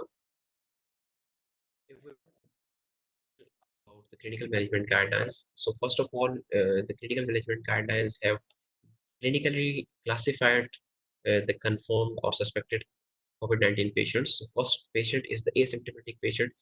It is a PCR positive patients through narrow nasopharyngeal swab, but they have no symptoms at all. So usually the asymptomatic patients, they are not reported, and they are very difficult to identify. Secondly, the mild patients, they are again the positive patients, PCR positive patients, and they have different symptoms inconsistent with the COVID, such as the fever, fatigue, cough, anorexia, malaise, muscle pain, sore throat, dyspnea, nasal congestion, or headache without any hemodynamic compromise, and they don't need oxygen therapy, and they don't have any significant chest X-ray findings. Then comes the moderate case. It is a case with hypoxia, means the oxygen saturation falls below 92 to 94%, or the mild infiltrate can be observed in the chest X-ray. They might have the persistent high-grade fever for over 3 days as well. So mostly the patients that have been in Pakistan, they are moderate or severe patients. The severe patients are defined by as the PCR positive patients that have the shortness of breath with what severe pneumonia without meeting the criteria for the critical disease. So severe patients are those which do not fall in any criteria defined for the critical disease. For a patient to be defined as a classified as a critical, uh, they should have one of the following features that have been identified in the clinical management guidelines. It includes the respiratory rate above 30 breaths per minute, the severe respiratory distress. It means they cannot speak fluently in a sentence, that is, they have central cyanosis, have confusion, restlessness. They have the curve score of 3 or 4, and have SOFA score of 2 or more. And then finally, they have widespread infiltrates available that can be seen on the chest X-ray. Once the clinical patient have been classified, then the disease management can be initiated. So as we discussed, the first disease management is regarding the prophylaxis. So the Ministry of Health has clearly defined that there is no role of prophylactic chloroquine or hydroxychloroquine at this time. Since many people have started using this drug throughout the world after trial and after few news reports regarding the prophylactic use of hydroxychloroquine, but the Ministry of Health has clearly defined that there is no role of prophylactic chloroquine or hydroxychloroquine at this time, and both these drugs are being studied for treatment of COVID. The results obtained thus far are not robust enough that either the drug can be clearly labeled as effective in treatment of COVID. Moreover, given the side effects associated with the use of chloroquine or hydroxychloroquine, especially during its chronic use, the limited stocks that is available for moderately sick patients, and the lack of data showing the use will prevent the infection, prophylactic use is strongly discouraged in Pakistan. Then come patients with a mild disease. Mild disease, they should be treated with supportive care only, because they do not have any of the severe symptoms. This includes the acetaminophen for the fever, and then oral hydration in case of a diarrhea, or antihistamines in case of rhinorrhea. There is a theoretical risk with the use of NSAIDs and ACE inhibitors in COVID-19, therefore they do not recommend its use directly. However, the clinical data regarding this is lacking at this point, and a strong recommendation to whether to use or avoid the use of NSAIDs and ACE inhibitors is still required, so they cannot be made. So it is left on the discretion of the physician to decide on the risk-based uh, approach, whether to continue ACE inhibitors or not. Further, no specific treatment, including hydroxychloroquine or chloroquine, even for asymptomatic or even for the patient with a mild disease as well. Then comes the patient with a moderate disease. So the Ministry of Health has recommended supportive therapy, which may include the oxygen therapy if required by nasal cannula. It involves acetaminophen for the fever control, and IV fluids, if needed, should be continued. In case of a lower infiltrates, the antibiotics may be considered, especially if associated with the high WBC count. There is no current evidence from the studies to recommend any specific COVID-19 treatment for the patients with moderate disease, moderate and confirmed infection, but based upon the best available evidence from the worldwide trials as well as the preliminary results available from the local trials, that the Ministry of Health has recommended the use of European 500 milligram tablet BID for 10 days or hydroxychloroquine sulfate 200 milligram 3 times per day, again for 10 days. But the Ministry of Health has recommended by the use of both of these drugs, either of these drugs on therapy, the physician should or the hospital should control and monitor the QT interval, especially if other medicines are also being administered, which are reported with prolongation of the QT interval. Then comes the management of COVID-19 with the severe conditions and the critical disease. So every critical important type of patient that every hospital is trying to manage them because they are at the highest risk of death.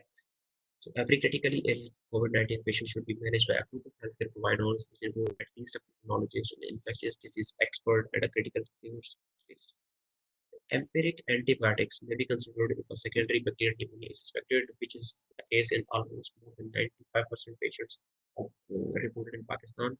And most of the deaths are also due to the secondary bacterial pneumonia as well. So they have recommended empiric antibiotics based on the local antibiograms developed within the hospital.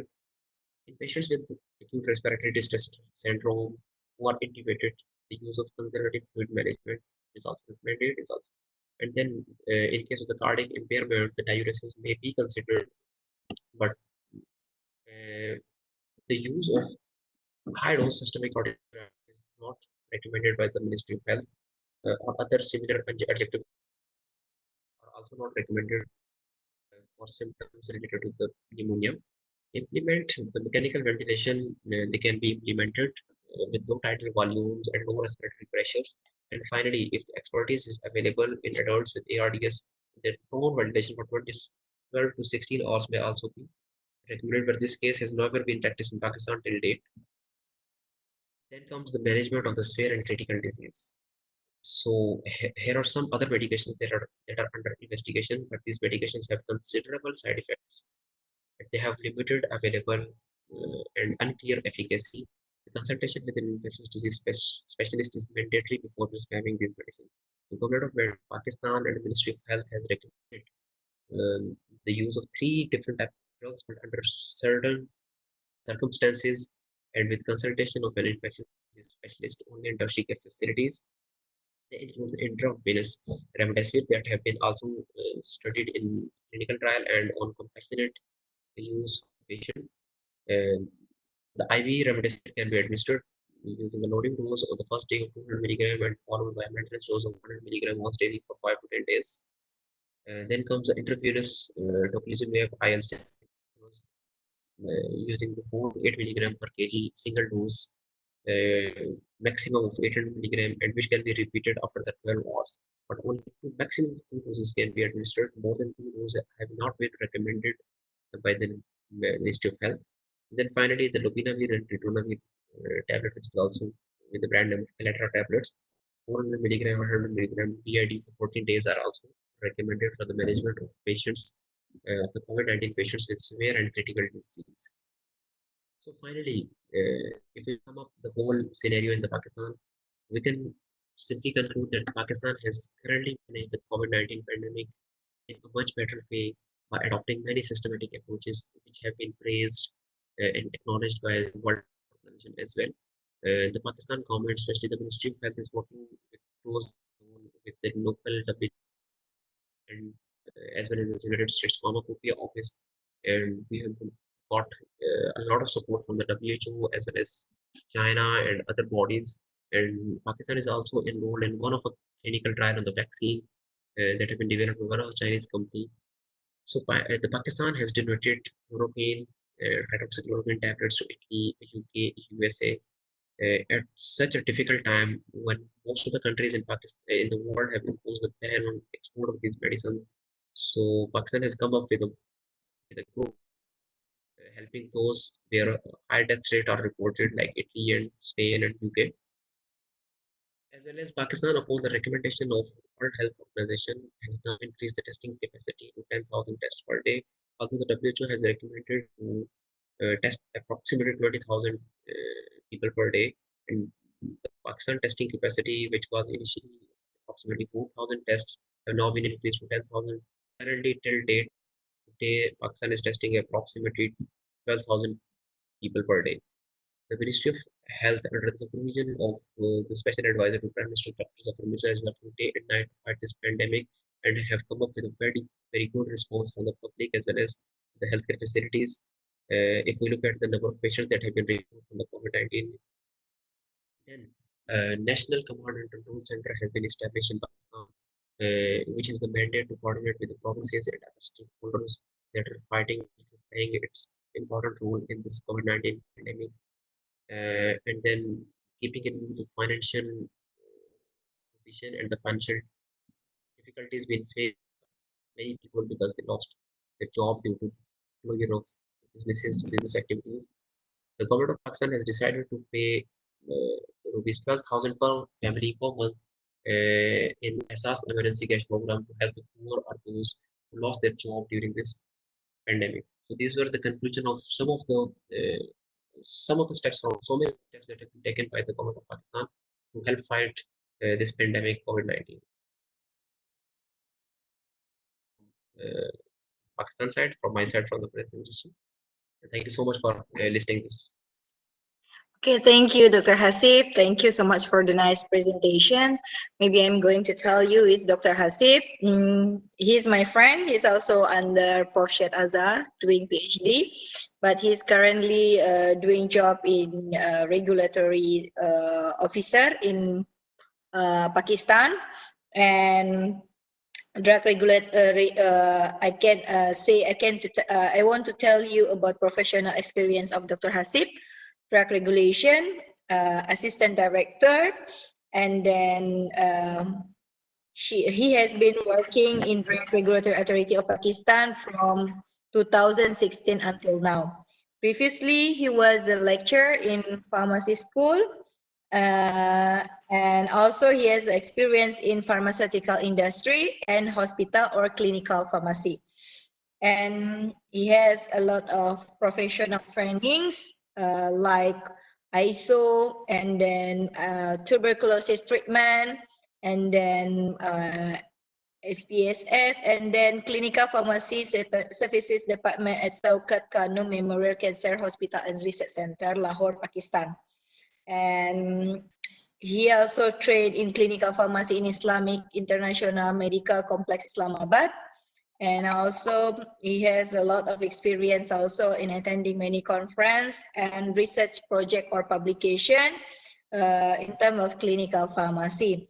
And we are very glad to have you here, and very nice presentation, and can give a lot to all of us. Maybe before we come to the conclusion, I want to convey the questions from the participants. For first question is from Prof. Suharjono. Suharjono from UNER. Maybe Prof. Shed know him very well because he is the president of ICT from Indonesia. Yes. You also know him, right? Yeah. The question is from Dr. Alina and Shed. Are you here? Yes, I'm here. Prof. From Air. Air asking the questions. Is Indonesia going to use favipiravir? If yes, it's already in here in Indonesia. We already have or not favipiravir. And then the Okay. second question, in the list of BPOM, our FDA, the first choice of the antiviral is remdesivir, ritonavir, favipiravir, and oseltamivir. For first line, remdesivir. Second line, ritonavir. Third line, favipiravir. And the fourth line, oseltamivir. But we use oseltamivir and ritonavir. But from the efficacy data, how is the efficacy? Which one more effective? Ritonavir or oseltamivir? Okay, let me answer that question. Can everyone hear me? Yes. Okay, Everyone so can hear. Yes. yeah. So favipiravir or Avigan is not yet widely used in Indonesia since the drug is not available through the Ministry of Health. There are some drug, but under the trial that's being done by the private hospital or BUMN hospital. So it's not widely used. It's not widely available. So that is why we use oseltamivir since the availability is very wide, nationwide. And regarding the lopinavir and ritonavir, actually those combination is used right now by the HIV program, and we do know that those are the drug are also limited, so that is why in Indonesia most of the hospital right now using oseltamivir or Tamiflu. Okay. Okay, Prof. That is Suarjono, are you here? Prof. Suarjono. Suharjono. Okay. Okay, Prof. Okay, Dokter. Maybe Prof. Suarjono. Prof. Suarjono. Oh, he's not here. Okay. Thank you, Dokter, for the answering. Prof, Ya, dengar nggak apa yang disampaikan Dokter dengar, Rina? Oke. dengar. Any statement for Ya, this? ya. Jadi pengalaman lopinavir, ritonavir di Malaysia juga dipakai. Hanya saja memang harganya mahal. Karena impor. Ya. Dari segi efikasi, publikasi, oseltamivir sangat minim sekali. Sedangkan kombinasi dari dua obat tadi itu publikasi di referensi paling banyak. Dan itu efikasinya paling bagus. Jadi mungkin dari harga mungkin ya. Mudah-mudahan nanti yang mitunya ada itu mungkin bisa lebih bagus. Mitunya mungkin nanti Juni mungkin akan ada di Indonesia. Oh, mitunya, okay. Yes, I heard also the one patient using oseltamivir already 37 days in the hospital, but still positive the result. Yeah. okay. Can I say something here? Yeah, boleh, Prof. Dokter. Okay. So we do not treat the patient only by single agent. So there are combinations. There is a regimen. So we use also azithromycin combined with a chloroquine, and oseltamivir is adds on to that.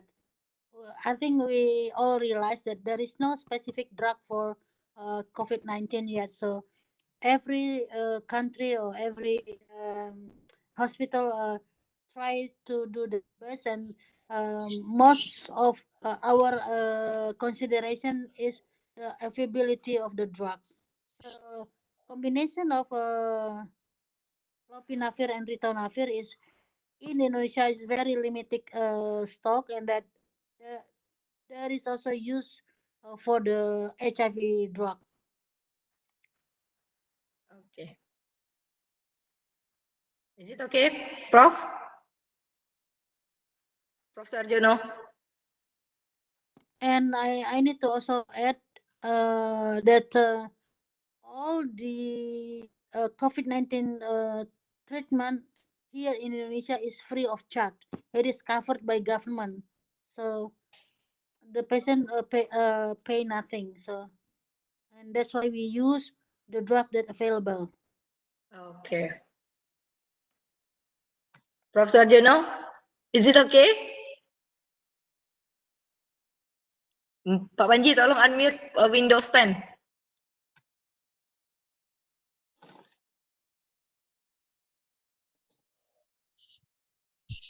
Prof Sarjono, is it okay? Okay, okay.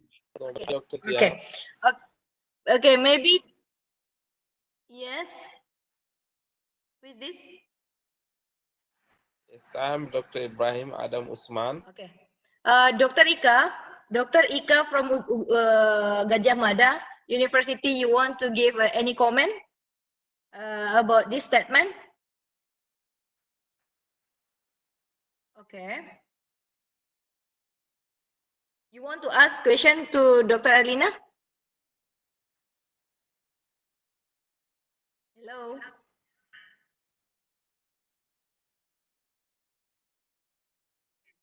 Dr. Ika, do you want to ask? Your signal is not good, I think. Okay, we go to the next question. Dr. Ika, you want to give comments to this statement? Please, if you. Diana, which one? Okay. If you want to give comment for this statement, Indonesia using oseltamivir, not lopinavir or ritonavir right now, something like that. Yeah, it depends on the hospital. For example, in Sarjito Hospital, we only use oseltamivir in mild cases. But then when the PDP patient move to maybe severe cases, then we try to make the combination like Bu Erlina said before, would be in the remdesivir and also lopinavir, ritonavir. Okay. Thank you. So we go to the next questions. Now this question already clear. I think we go to the next question. Still from Prof. Sheikh Azhar. The question from Prof. Suarjono. Prof, you can convey your question directly to Prof. Okay. Prof. Sheikh. Prof Syed. Assalamualaikum Prof Syed. Waalaikumsalam warahmatullahi wabarakatuh. Salam sehat, alhamdulillah. Alhamdulillah. Yeah. I want to ask you about in Malaysia. Maybe do you have cases about drug-related problem in polypharmacy? Because many drug used in COVID-19 off-label drug. Maybe do you have a case about polypharmacy, drug-related problem in polypharmacy? Thank you. Yeah. Okay. Thank you. Terima kasih Pak. Actually, as I've mentioned earlier, I mean, for the sake of other participants, I'll speak in English because there are participants from Nigeria, Pakistan, and so on. Actually, this is where the role of clinical pharmacists is. We know that by putting patients on multiple drugs, there will be concern about drug interaction and also a number of conditions earlier for the patient. Fortunate enough for us, we do monitor all this at a very early stage. As mentioned earlier, just now, it's not just based on the sign and symptom, but we are also looking at the lab-wise. Should the lab, say, for example, increase in CRP, C-reactive protein, because you add in and one of the drugs there. So we take alert that so that the complication will not be occurred. That was one of the reason why one of the patient was changed antibiotic because of the secondary infection. Instead of giving drug A, drug B was used because there's an interaction among that particular drug. And this is where all parties has to play a big role at the end of the day, because it's not just one person thing, it's majority of us having good impact for clinical pharmacists around. That helps a lot to improve to avoid the side effects or the polypharmacy as stated by Professor Harjono. So it has to be done at a very early stage. Do not wait until, say, for example, patient started to get seizure, then you're going to complicate the situation rather than at an early stage. Okay. Okay. Okay. Okay. Prof, thank you so much, Prof, for the question answer. And Okay, then most welcome. I want to go to later. There is a one question, but same to all of you, but maybe the last question I will ask that. And later we go to Pakistan, Dr. Hasib. Now we go to Pakistan, Dr. Hasib. There is a question from Jurnia. He said KPK death rate 55.45%. This very big with other province. May we know the big reasons why like that compare others? KPK. Yes. Yes. Yeah, And then maybe I have the question. Maybe I will finish the question first. The second question: young people are more susceptible for the virus in Pakistan, but it's different, opposite with other countries, because in other country older people, but in Pakistan young people. So you can give us the reason why like that. Okay, thank you so much for this question. This is what exactly was in the mind of the health authorities when we received this statistical analysis. So basically, this statistical analysis was based when the total number of tests performed per day was around 7,000 tests per day. So there are always the chances of some of the errors that can occur, because now we are testing around 12,000 people per day. That these results were from the data when we were testing around 7,000. So first I will answer regarding the high death rate in KPK population or in the KPK province. So most of the deaths have been reported in particular one city where a confirmed severe case was reported, and that unfortunately that patient was managed to escape from the hospital. Uh, he was not willing to stay inside the hospital, and that particular single patient, who was a severe patient, he managed to escape back to his village, and it infected around 70 patients within 3 days. So the maximum number of deaths, the more number of deaths in that particular province, KPK, may be linked with that particular incident, because 70 patients were communicated or transmitted with the disease from one patient who was a severe patient who was likely to be sent to the ICU. So the one reason was that because the quarantine facilities as well as the testing facilities are not much developed in that particular province. However, in the Punjab and as well as in Islamabad and as well as in Sindh, the testing facilities are much better and much more developed, as well as the quarantine facilities are much better there. So many patients which are in more mild or moderate stage, they have been identified and they have been taken care of and managed inside the hospitals. So that's why the deaths reported in those two large province, they are less as compared to the third province, that is KPK. So this is the major reason why we have more deaths in the KPK. If we come to the smaller age group, that is 10 to 29 years of age, that have been that have been found to be most prevalent for this disease.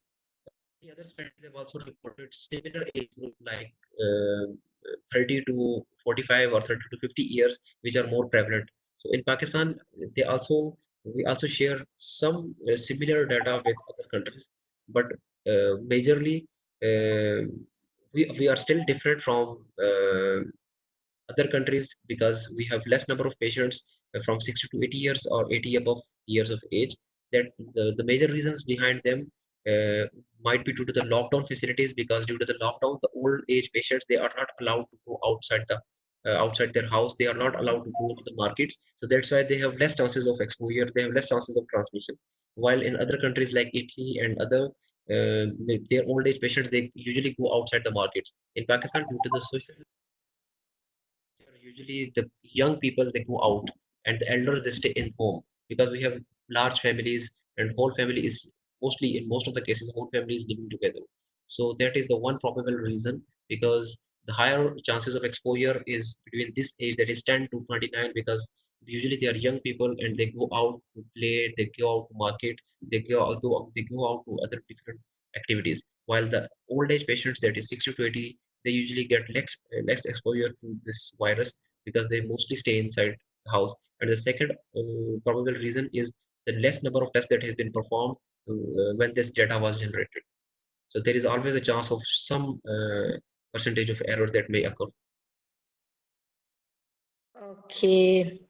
Okay. Thank you, Dr. Hasib. I hope the person who asked about this question clear about this statement. We come to the Theodora Kenny. Maybe this to the Dr. Halimah. Hello? Do you hear me? Dr. Halimah? Hello? I'm here. Okay. There is a questions about antibiotic from Dr. Ika. From Theodora, can you have the first? Antibiotic has used to fight secondary infection in COVID-19. Is this action may increase in antibiotic resistance, do you think? Yes, definitely. The use of antibiotics to treat any illness could cause resistance. Unrestricted usage can cause resistance to antibiotic use. However, because of the limited resources Nigeria has, and because of the unavailability of a cure for coronavirus infection, it has become necessary for us to use antibiotics that are available to prevent superimposed infections. So, because maybe for the virus come into our lung, they need some host like bacteria, right? So that's why the second we also need to use antibiotic for this thing. Is it like that? typically, when a patient comes into the hospital or center, we do tests like the full blood count, a complete check, which includes imaging studies of the chest, and the doctors then decide if it's necessary to use these antibiotics to supplement the antivirals that are being given. So it all depends on the clinical judgment of the managing team, generally speaking. Okay. The interesting statement that you said to us, that you said that Nigeria using augmented. There is a question also, there is a statement also here from Dr. Ika. Otherwise, we in Indonesia already use azithromycin. You said you in Nigeria using augmentin. Still augmentin, right? Yes, Nigeria is using augmentin and cefuroxime, although in some cases, some people use azithromycin. Like I said earlier, it's all left to the judgment of the managing team at that instance. You know, if they think the bacteria is susceptible to azithromycin, you know, after carrying out tests to check, then they can prescribe azithromycin, ciprofloxacin, or augmentin. But augmentin is what is being used by a majority of people. Okay. But I have a question. In Africa, Nigeria, most of the people have ever infected by malaria, and they use hydrochloroquine or chloroquine previously. But the WHO said that hydrochloroquine or chloroquine seems to be resistant in malaria. So how about this drug now going on in this pandemic? Yes, hydroxychloroquine and chloroquine is used for the treatment of malaria in Nigeria. But following the WHO guidelines, currently we use ACTs, which are artemisinin-based treatments to treat malaria because of the side effects of chloroquine, hydroxychloroquine, side effects like cardiotoxicity, damage to the liver and so on. So currently, the majority of people use ACTs to treat malaria. Just a few people use chloroquine to treat malaria in Nigeria. How about for COVID? For COVID? How about for COVID? For COVID, yes. Like a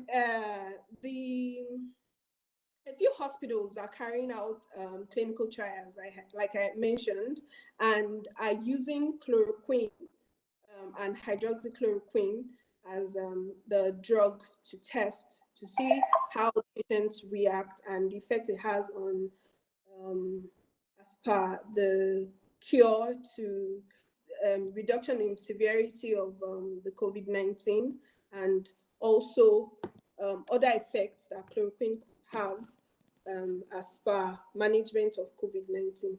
But nothing, we don't have any concrete information yet as to if chloroquine is going to be of any help in management of COVID-19.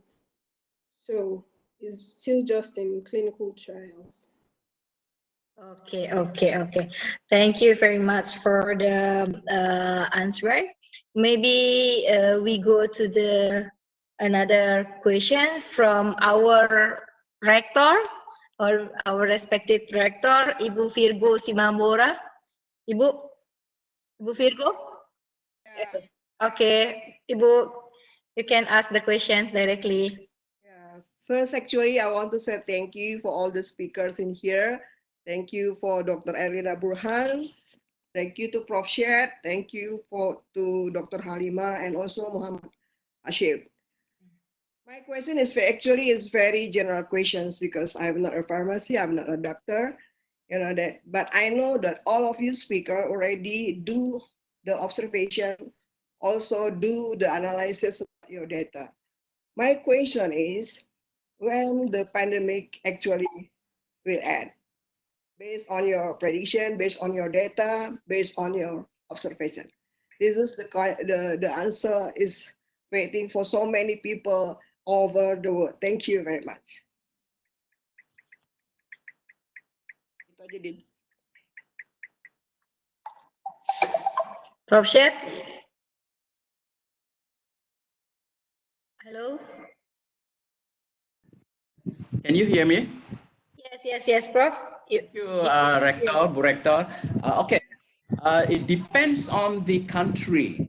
It has been postulated for Malaysia, based on the data that we have, most probably everything will be cleared by June. But remember, COVID is not something that one is gone, is gone.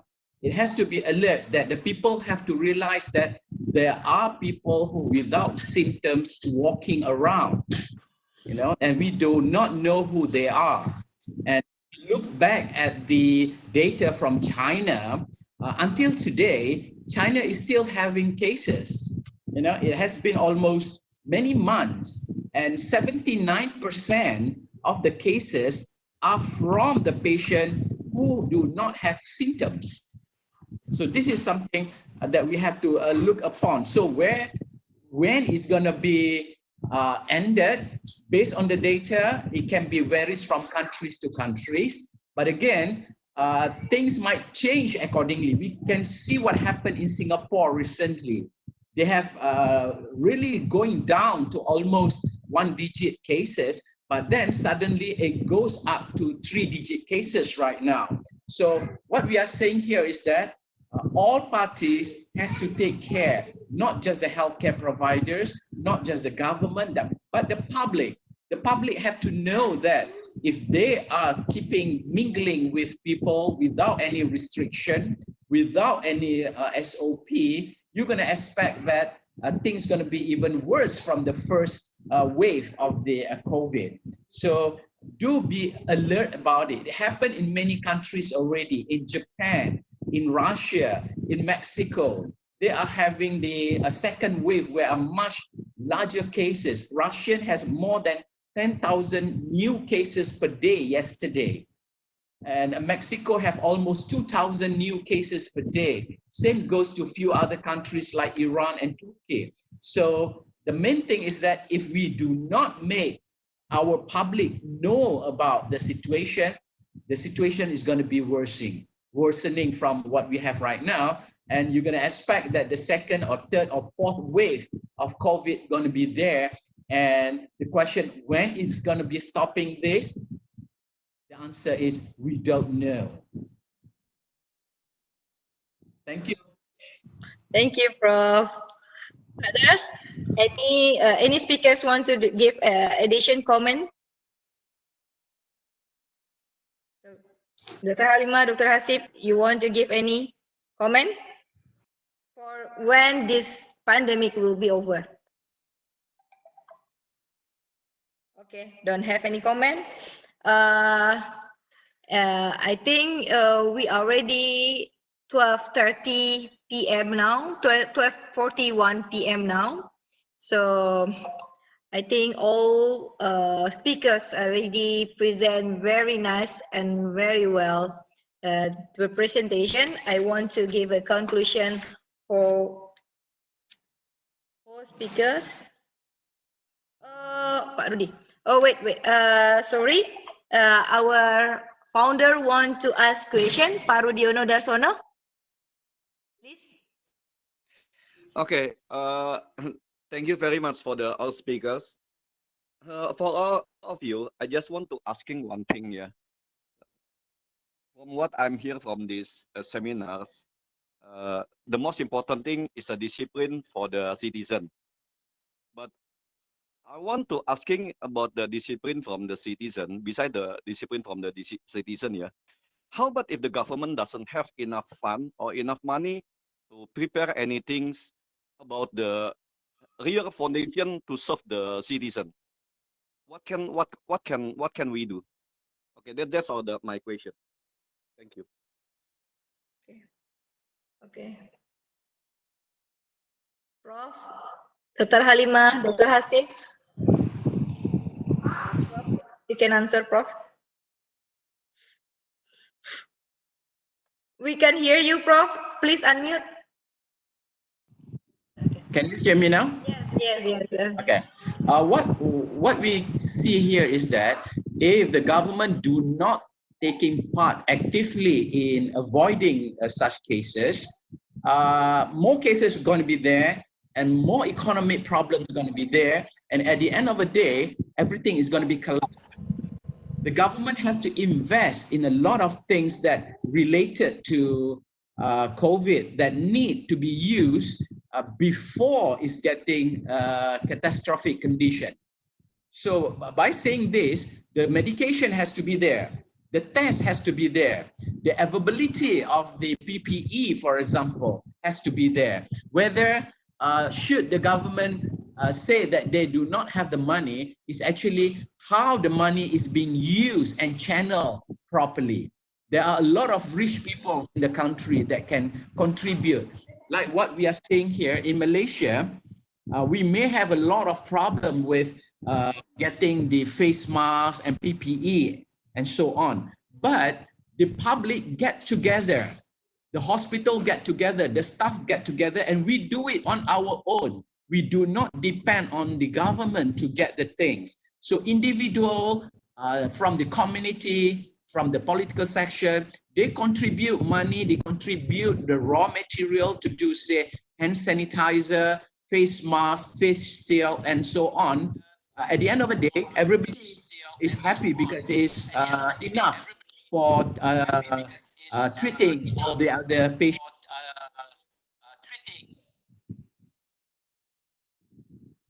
That's my comment. The government needs to prioritize the Government need to prioritize. Okay. How about from Nigeria and Pakistan? Is there any comment?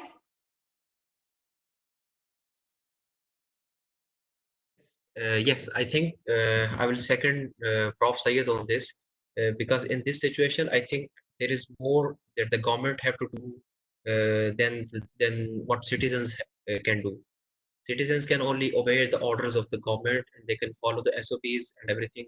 But the active part that is to be played by the government regarding the control of this COVID-19 pandemic. If the government do not take active part, the situation will get worse because the citizens, I think, on their own, they cannot manage the whole situation. They can only follow the SOP, they only obey the instructions and the guidelines. As far as just like this, the prof mentioned regarding the preparation of soaps and sanitizers and like this, yes, citizens can play some role. Local institutions or like some private organizations, some universities have prepared the hand sanitizers and some face masks, and then they have distributed to the local community. Yes, this is what small organizations can do.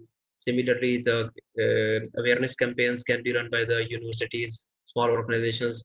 That is what they can help the government as well. But I think the whole overall the role is to be played by the government and not by the citizens only. Okay, okay. Dr. Halibah, do you want any do you have any comment for this?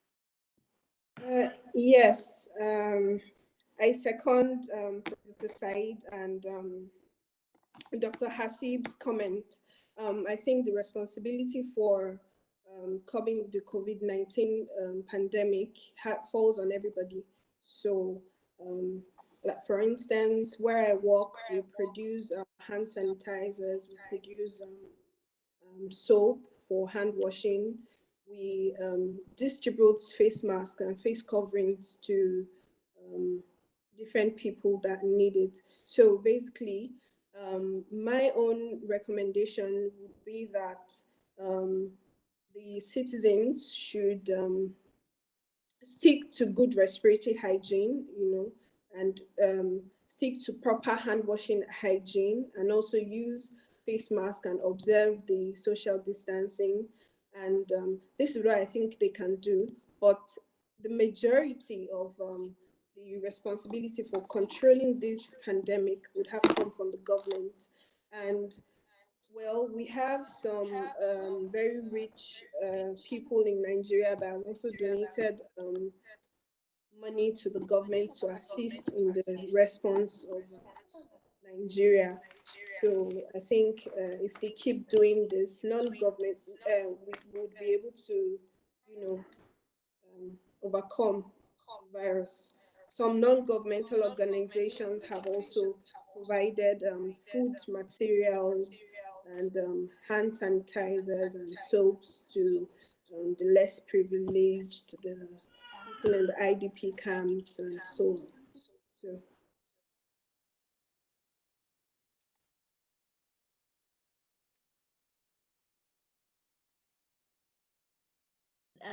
Is it any question? Can you hear me?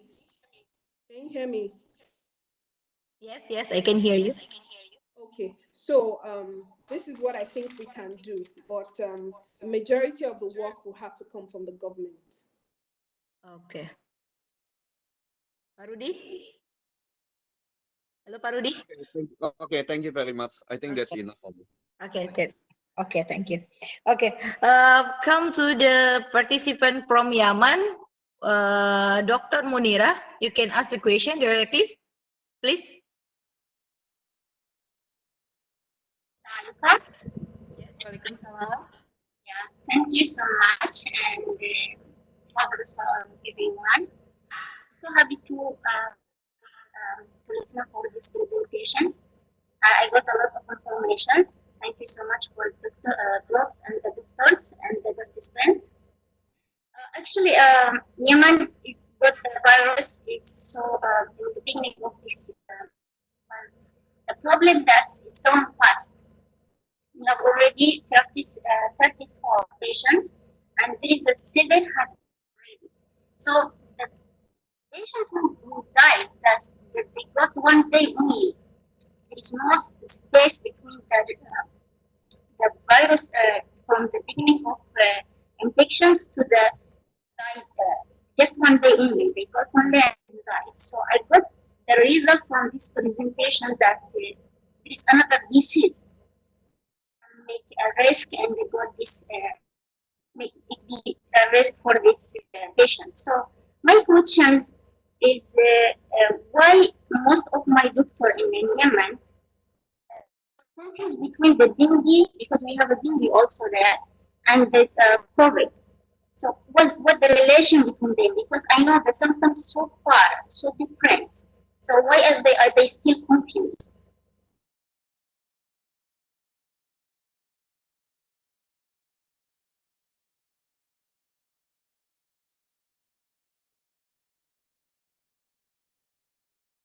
Prof. Shed, maybe you can answer this question, Prof.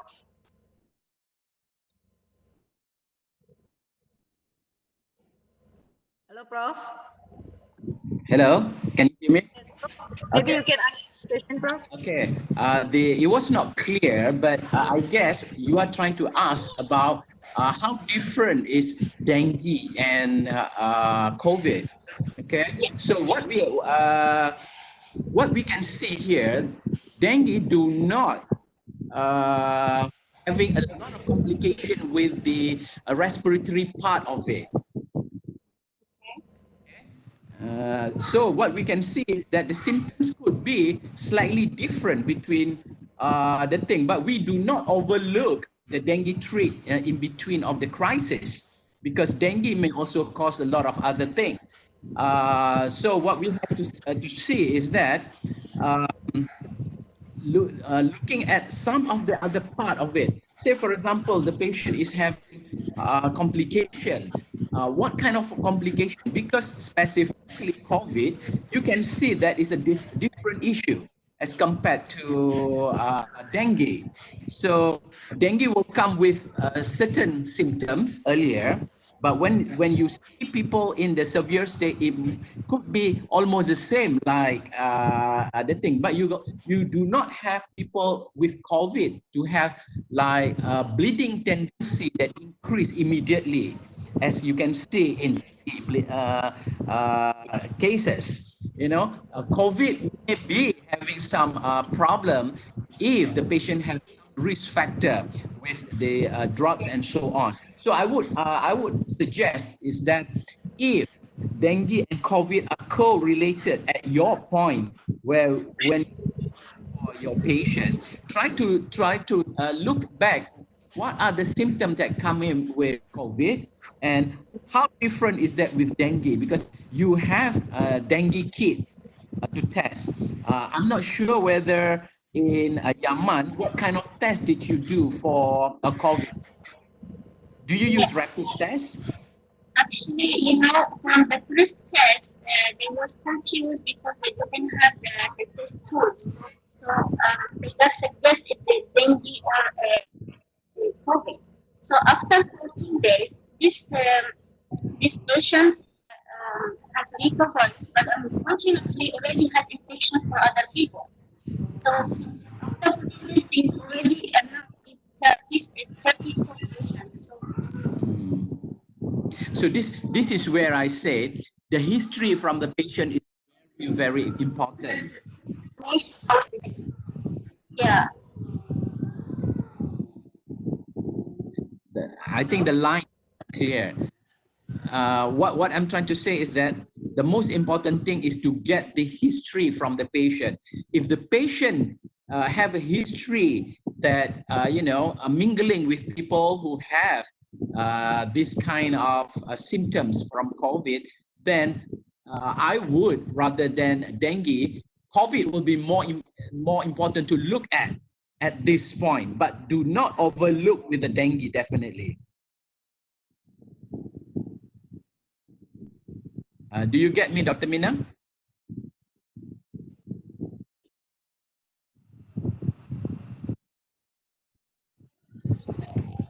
This is there. So, and the medical care is so low. So when we are coming to the COVID, we would also the same care. We would already have many experience and survive a lot. So this is my help for my country.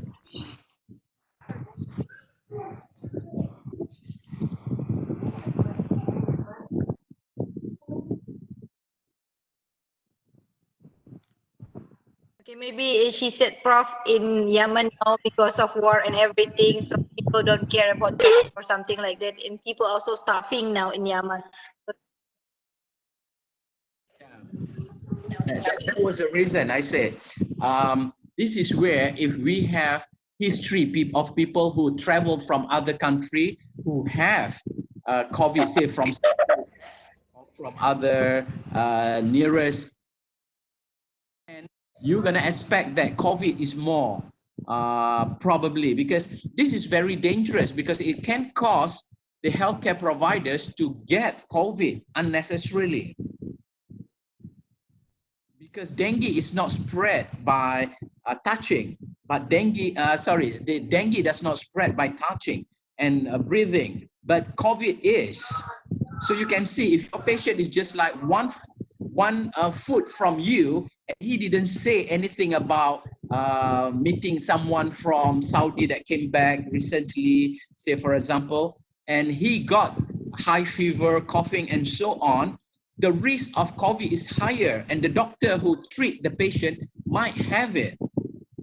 So the exposure is very high over in that kind of situation. This is where, regardless from where the patient is, whether they have COVID or they don't have COVID, the first thing that we have to look, since now the whole world is looking at COVID, we have to check whether the patient is having all those conditions. And on top of that, try to relook at the dengue, if dengue is a case.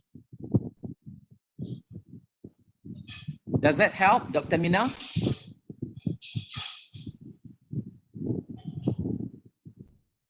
I hope it helps. Yeah, thank you so much.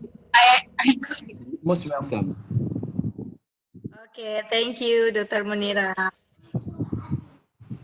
For the next question, our Vice Rector, Dr. Mr. Rajesh Khanna, please, you can ask the questions directly to who you want to ask. Okay, thank you very much to Diana. Thank you for the good speech by Prof. Syed and Dr. Hamid. And I want to pointing one question to either Dr. Prof. Syed and Dr. Hasib from Pakistan. In Indonesia, the understanding of people here, how to protect the self, they are prefer to do kind of herbal medicine. In my understanding, the herbal medicine in Indonesia, they call here as a jamu. So public around here, they prefer to do the protection through kind of ginger, they do boil it and drink and so on. That's something like from a traditional, from the long time ago, the culture has been settled how to protect the self. But at this time, when COVID-19 come into the pictures, it trying to create a big rumors, panicking, and so on, that goes through the medical, scientific, and every area, where I just want to pointing the question is, does the herbal medicine still benefited to the body, to protect the body, or that herbal just something like a wasting part, or I don't know. I think I need to get some point from Prof. Syed and Dr. Hasib from Pakistan. Thank you very much, Dr. Diana.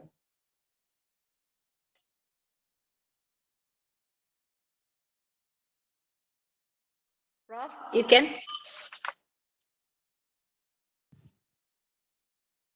Please, Prof.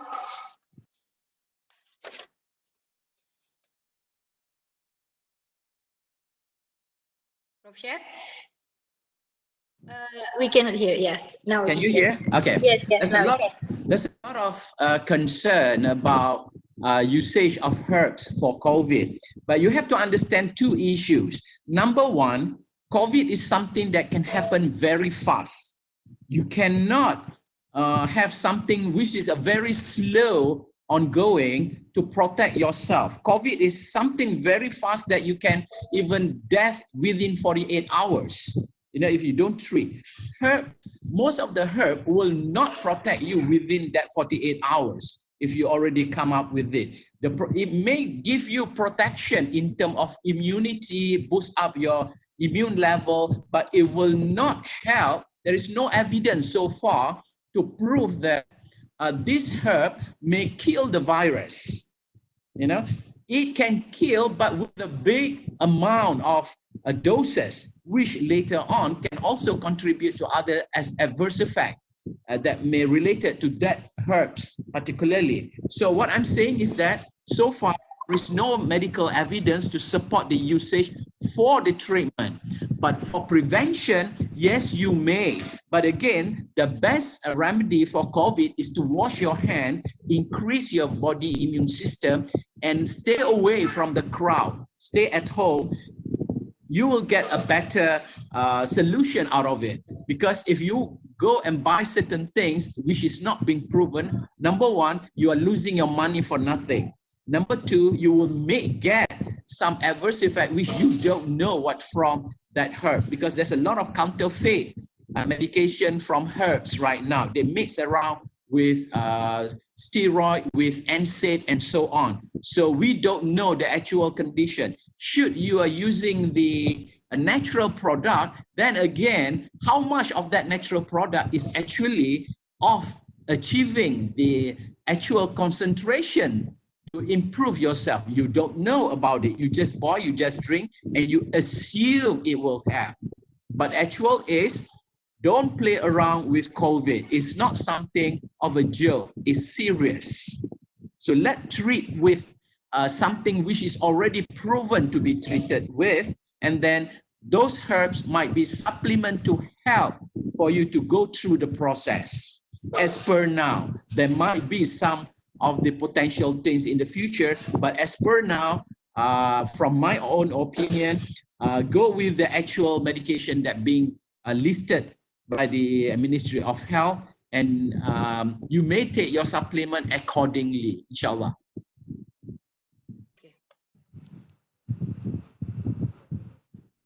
Thank you, Prof. Most welcome.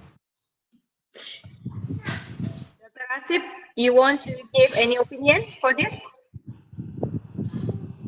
Yes, thank you so much. I think Prof. Syed has already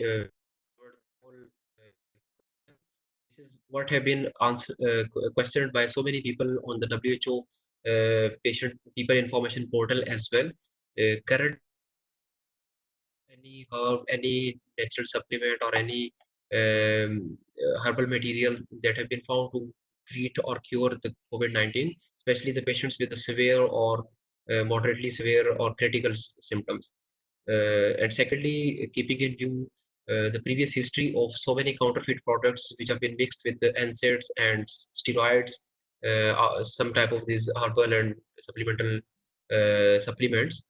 So keeping in view this thing, I think it will be more dangerous to take the such type of herbs and supplements in this particular situation of the COVID-19, because NSAIDs and steroids are currently under question for use by the patients as well. So I think generally the herbs and these kind of things are not recommended for the management. But yes, if you have like ginger tea, you can prepare it inside your house, which you are sure is not mixed with any other ingredient like steroid or anything. It may help you in prevention, in boosting up your immunity. It may not help you in treating the disease once you are infected with this. Okay, thank you. I think the information is clear enough. Yeah, Mr. Rajesh. Okay, now we are already at 1 p.m. Now we are going to over soon, but before that, I'm going to summary the seminar today. For Indonesia, our situation now still fluctuative, like what Dr. Alina said. We still fight with this COVID-19, but the case not too much, sometimes high, sometimes low, sometimes high. But previously 2 weeks or 3 weeks or 1 month before, we were fighting with the number of death in Indonesia. But now we are starting, the number of patients that already recovery is starting increase. That's a good news for Indonesia, because last time I heard also from the television, this doctor said that we are using another option, the patient's plasma that already recovery from this virus. Then maybe this looks like a vaccine or something like that, but still on clinical trial. But we are using that. Then it helps us much. So for Malaysia, the good news is 12 May, the activity will be come accordingly. Then I'm very happy to hear that Malaysia, I think Malaysia can be proud because of the situation. They can handle the situation. The government, all the people there, because of me and Prof. Shed also share about the situation in Indonesia and Malaysia, and I see Malaysia because of they did lockdown, but Indonesia we didn't do lockdown. Maybe another country also didn't do lockdown like Malaysia. Malaysia really strict, like what Prof. Shed said to us. If you do violence with this rule, then you will go to the jail or you have to pay 1,000 ringgit. That is very good. The government take over this very good. And Malaysia also use lopinavir and ritonavir. This also looks good because of we can see the number of patient death in Malaysia also not too much, and many patients, like what Prof. shared to us, that almost 5,000 patients among 6,000 something patients who have infected already recovery. Then it's very good news. Otherwise, Malaysia got the first case in January. And now going to be normal, not normal, but accordingly normal, can say like that. But in Nigeria, now the situation pada COVID-19 in Nigeria rising now, almost 4,000 cases now in Nigeria. I still remember last time Nigeria just have 2 patients, then slowly then now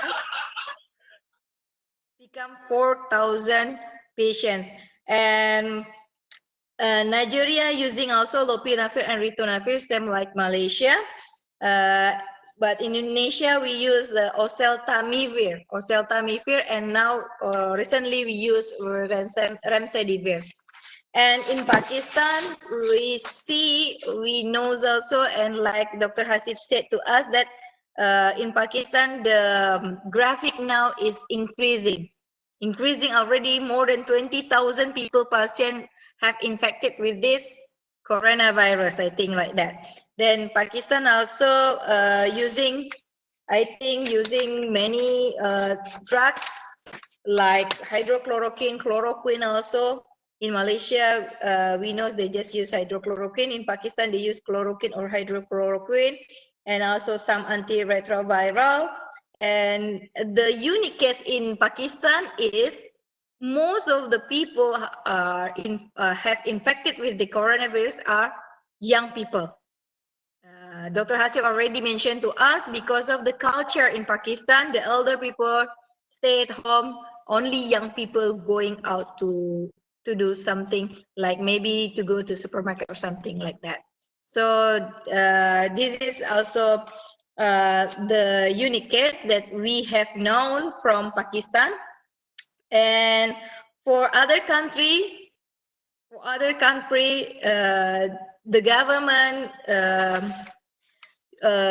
give donation to all poor people, but I see in Malaysia they give also free Wi-Fi and a lot of beneficial to their people.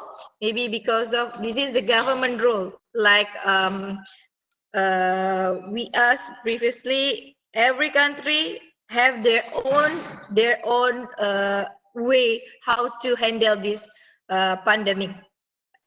This country may be using say all people have to stay home, cannot go out like Malaysia did, is very good. But we also have to remember, like what Prof shared to us, that this pandemic can be reinfected again, can be reinfected to the people again. So from now to the further to the next, we have to take care with this virus. Maybe some people like people who don't really know about this virus, they don't care about this virus. Otherwise, they don't know the spreading from them, because some of patients don't show any symptom. So it can give a spreading and pandemic to this country. Okay, maybe this is the conclusion for this seminar. Thank you for the participations, your participations. I'm going to thanks to all, to our founder, our rector, and all team, and also IT and my HOD and the people in the UTF 45, and also for the speakers, definitely for Dr. Elina Burhan, Prof. Syed Azhar, Syed Sulaiman. Thank you so much, Prof, for giving your time in this seminar. And Dr. Hasif and then Dr. Halima, thank you so much for your presentation, very nice presentation. I hope this seminar can give knowledge to us, can improve our knowledge, and we pray and we hope our normal activity before this pandemic will come back soon. I think it's not too much normal like before, but at least we can we are not only stay at home forever, like we still can go work and something like that, because until now everywhere in this world, I think still ask to the people, to their people, to stay at home, do work from home, study from home, or pray at home, mostly all the country overworld like that. So thank you so much for the participations. A very nice presentation. Then for me myself, gave me a lot of knowledge and information about this COVID-19. I think also same for other participants, because many participants also said to me that this seminar is very good and give a lot of knowledge to them also. Maybe Ramadan Karim for all the people who are doing fasting, and may this Ramadan give more bless to all of us. And we pray this, again, we pray this pandemic COVID-19 will over soon, then we can come back to like accordingly normal activity. So thank you. Maybe see you in the next chance or next opportunity. For the certificates, later my team will send through. Okay. After this, my team will send through your email. I mean, thank you. Assalamualaikum warahmatullahi wabarakatuh. Waalaikumsalam. Waalaikumsalam. Thank you, Diana. Thank you. Thank you for all the speakers. Thank you very much. Yes.